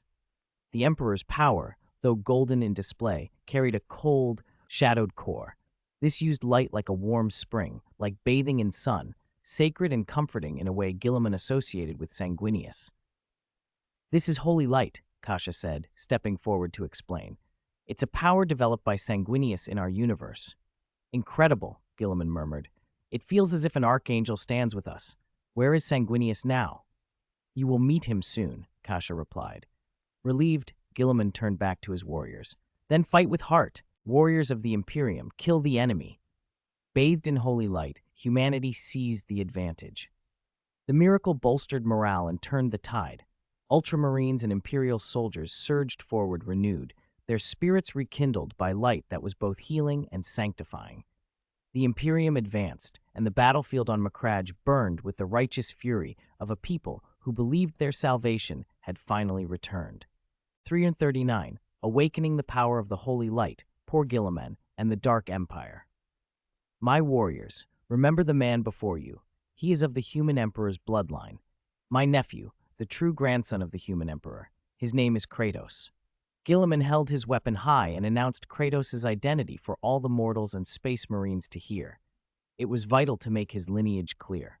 The power Kratos displayed made him look less like a mere gene seed Primarch and more like a son of the god emperor himself. Left unnamed, his existence would have invited exploitation. So Guilliman declared him openly. For the great bloodline of the human emperor, fight for the emperor's kin. For the great Kratos. The gene seed Primarchs and the Ultramarines roared his name. Warriors of the Empire, victory is ours, glory to the human emperor. Kratos summoned the holy light in a breathtaking display. A pair of colossal angelic wings burst from his back, each over 20 meters across, and he rose into the sky, visible to every warrior. The living Saint Celestine soared to his side, blade in hand, fighting beside her betrothed. For the human emperor, purge these chaos demons.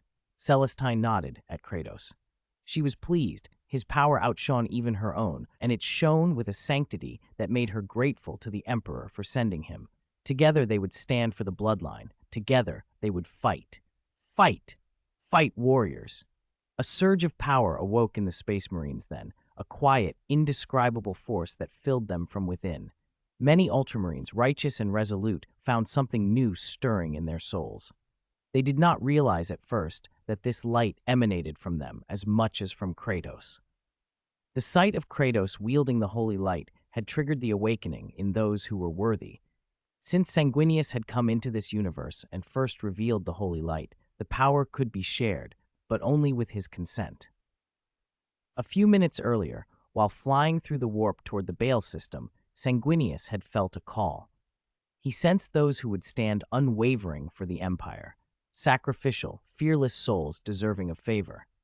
Spreading his golden wings in the void, Sanguinius flung specks of holy light across the warp to Macragge. Countless Space Marines answered the call. The holy light stirred in them, born from their own courage.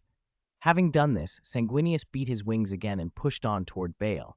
He felt a familiar presence ahead, himself, but a dead, lingering self in the warp. Two Sanguinius, one alive and fighting, one a memory and a spirit, both trying, in their ways, to save their gene seed children. The battle ended in a decisive triumph for humanity. The Chaos Fleet was driven nearly to extinction. Only a few Chaos Warlocks and Daemons slipped away from Macragge. Kratos' holy light had blazed through the enemy, and in his wake weapons were sanctified, bolters and blades baptized in light, suddenly devastating to Daemons. The awakened Ultramarines, each wielding light of their own, cut down the unholy. Chaos Daemons could no longer simply be slain in return. The holy light purified and annihilated them utterly, leaving no chance of rebirth.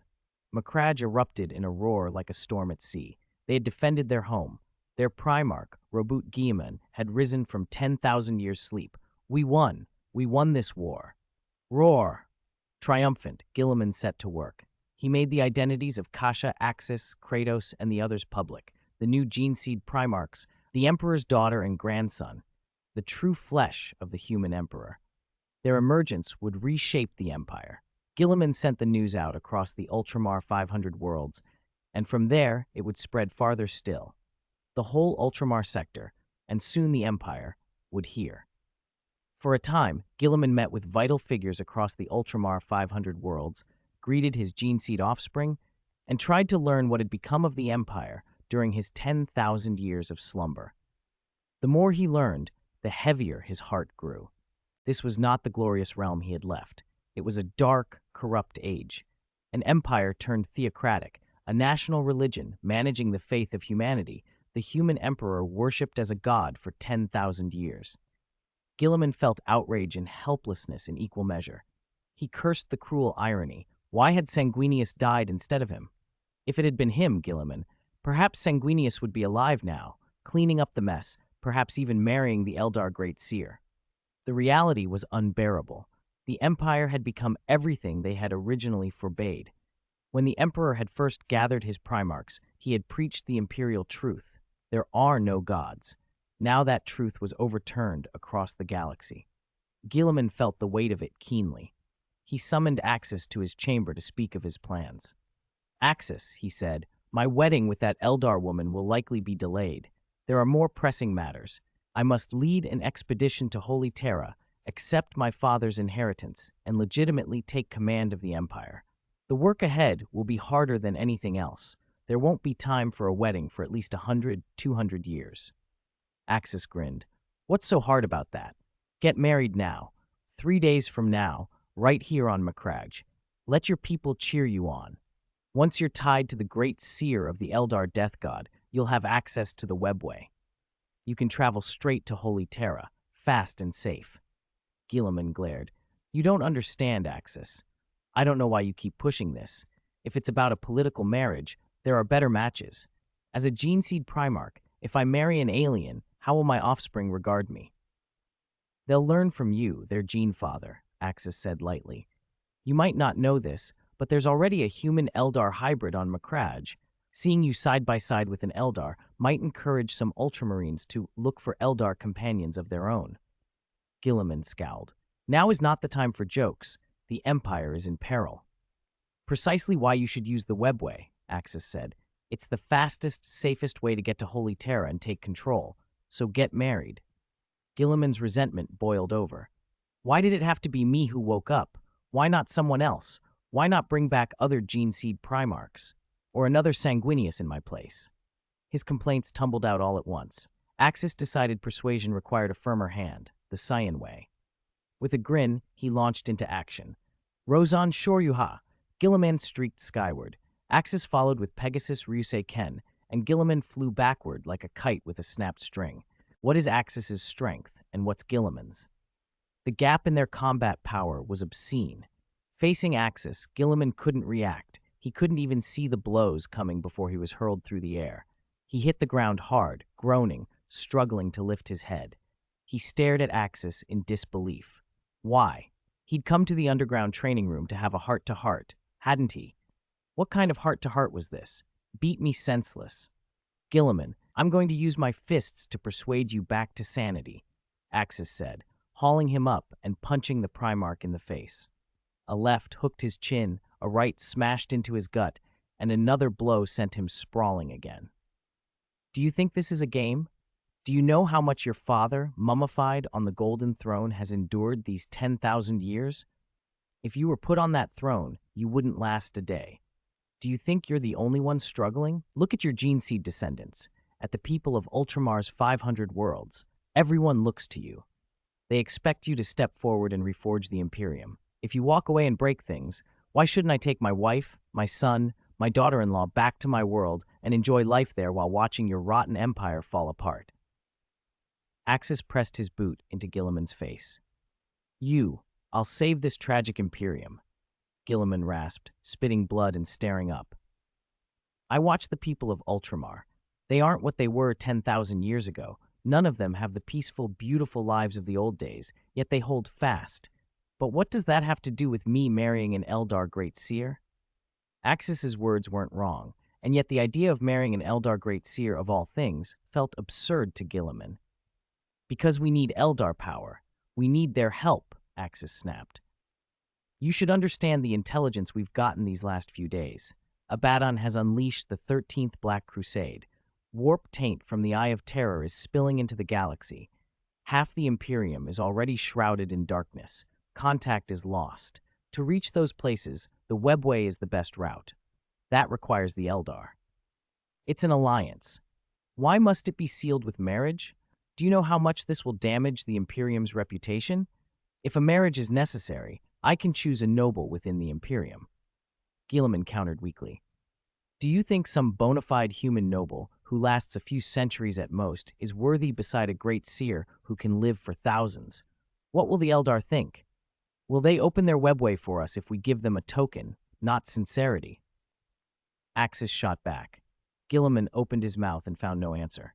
He wanted to list alternative candidates, but the facts made it impossible. Axis and his family were not natives of this world. His father had told Guilliman as much. Axis would leave eventually. The marriage of Axis's son Kratos to an imperial living saint had been a political move by the Emperor to secure Axis's alliance. With Axis gone, humanity would still need Eldar help, but how could Guilliman persuade the rest of the Imperium? Ultramar's people and most Space Marines would follow him. They were his gene seed offspring. But other chapters, especially conservative ones, and Holy Terra itself, what would they think? You're not considering the civilian high command, Axis said coldly, reading Guilliman's hesitation. That's true. We can't ignore the imperial nobility and administrators. If I truly married an alien, it would spark more than a scandal. There'd be whole legal, political, and religious crises. Guilliman conceded. The nobles are why this decaying Imperium is what it is, Axis replied. They've ruined it. Take this example. A world under Orc attack sent a distress call, and what arrived wasn't relief, but a tax collection vessel. They seized the planet's remaining ammunition and supplies. Perhaps it was for a greater strategic purpose, Guilliman offered, searching for rationality. Perhaps the taxmen and the bureaucrats thought the same, and the commissar was left to hold the line alone. The collected weapons were shipped to a tax storage world. Decades passed, and nothing returned. Those stockpiles rotted or were destroyed. Meanwhile, the frontline world had been stripped bare. The officials treated lives as numbers and abandoned the lower classes. Axis's voice was flat with contempt. Guilliman's face tightened. He knew the stories of the Imperium's waste and callousness, but hearing it laid bare left him humbled into silence. This Imperium is sick, Axis said. It needs a strong cure. Purge the internal rot. Overthrow the opposing powers and seize absolute authority. Kill the disobedient. Your marriage will provoke objections, but you are the son of the God Emperor. You are Imperial Regent. Take the butcher's knife. Kill until the noise stops, until there is but one voice across the Imperium. Axis's proposal was brutal in its obscenity, but Guilliman felt the truth in it. The machine of the Imperium ground people up for its own sake. The idea of decisive, ruthless change appealed even as it horrified. It requires a huge force, Guilliman said. Ultramar's men aren't enough. I have barely over 1,000 Space Marines under my direct command here. Tear up that codex you wrote. Restore the legions. Reforge the Ultramarines, Axis said. Lead hundreds of thousands of Space Marines to Holy Terra, and every contrary voice will vanish. You mean repeal the Codex Astartes? I wrote it to prevent warlords, to limit power. Guilliman protested. Your codex is a problem. 1,000-man chapters aren't suited to this age. The galaxy is aflame. The legions must return. With one word from you, tens or hundreds of thousands of Geneseed sons would rally. Belisarius Cawl prepared for this. The Primaris are ready. He has hundreds of thousands of Primaris waiting in stasis. Axis had learned a lot during his time on Macragge, meeting the Mechanicus and learning of Call's Primaris program. The taller, faster, stronger Primaris were the answer to the modern war. With Call's forces and the Ultramarine successors, Guilliman could call, assembling 1,000,000 Space Marines to march on Holy Terra would not be impossible. That move would alarm the High Lords, Guilliman objected. They'd call other chapters, and civil war would break out. That's why you use the webway. Move unseen. Strike Holy Terra before anyone knows the enemy is within their walls. Cut down the High Lords one by one. Don't waste time on them. Their existence steals resources and breath from humanity. Axis said flatly. In plain terms, don't argue. Kill them. Guilliman sat for a long moment, weighing it all. He had been awake only a few days and had seen enough to know the rot ran deep. Axis's remedies were extreme, but extreme times demanded extreme measures. The Codex, written for a different age, now looked like a relic that held them back. "And the Blood Angels?" Guilliman asked quietly. "They will help," Axis said. "My friend is rallying the Blood Angels. Though he's a Sanguinius from another world, his hold over Sanguinius's gene line will be nearly as strong as your Sanguinius was. Dante has already mustered 30,000 gene seed sons. When Sanguinius arrives, the Blood Angels can be rebuilt. The Death Company might even be redeemed by the light of their Primarch." "I admit it," Guilliman said after a long breath. "This Imperium needs saving. Parasites must be excised, and the Codex Astartes has outlived its usefulness. It's a roll of toilet paper in this age." Axis grinned. "Good, now prepare. Macragge has gathered many successor chapters. Reassemble them. Have Call bring out his frozen Primaris. Marry the Eldar Great Seer, secure their alliance, use the webway, and bring the fight to Holy Terra." Guilliman managed a wry, exhausted smile. "I'll need 2 days' rest. You hit me hard. Not worth fussing over." Axis snorted, and a golden light flared in his palm. He pressed it against Guilliman's chest. Warmth and a healing radiance flowed into him, life energy and a type of holy light that soothed bone and flesh. The wounds Axis had inflicted remained external, nothing critical had been broken internally, and the light set Guilliman back on his feet as if little had happened. "This holy light, it heals faster than any medicine we know," Guilliman murmured, flexing his limbs. "You could learn to master it," Axis said. "But you lack the spiritual purity that usually accompanies those who awaken holy light. You won't fully comprehend it alone. When Sanguinius arrives, I'll have him plant a seed of the light in you. Then you'll be able to use it." "I look forward to meeting Sanguinius," Guilliman said. The idea warmed him. Sanguinius, even from another world, promised hope. On Baal's war-ravaged surface, Chapter Master Dante had already gathered 30,000 Space Marines in the Angel Fortress. Dozens of chapter masters stood there, nominal equals, but Dante, as master of the parent chapter's fortress, carried an authority that brooked no question. He was organizing the gene seed sons of Sanguinius for the fight against the Tyranids and for whatever catastrophe the Black Crusade would bring.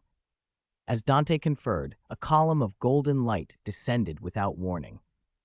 Every one of Sanguinius's gene seed sons felt a tremor in their veins, a sudden synchronous rhythm. A blood connection flared, raw and bright, and the gathered Marines felt as if an old chord had been struck inside them.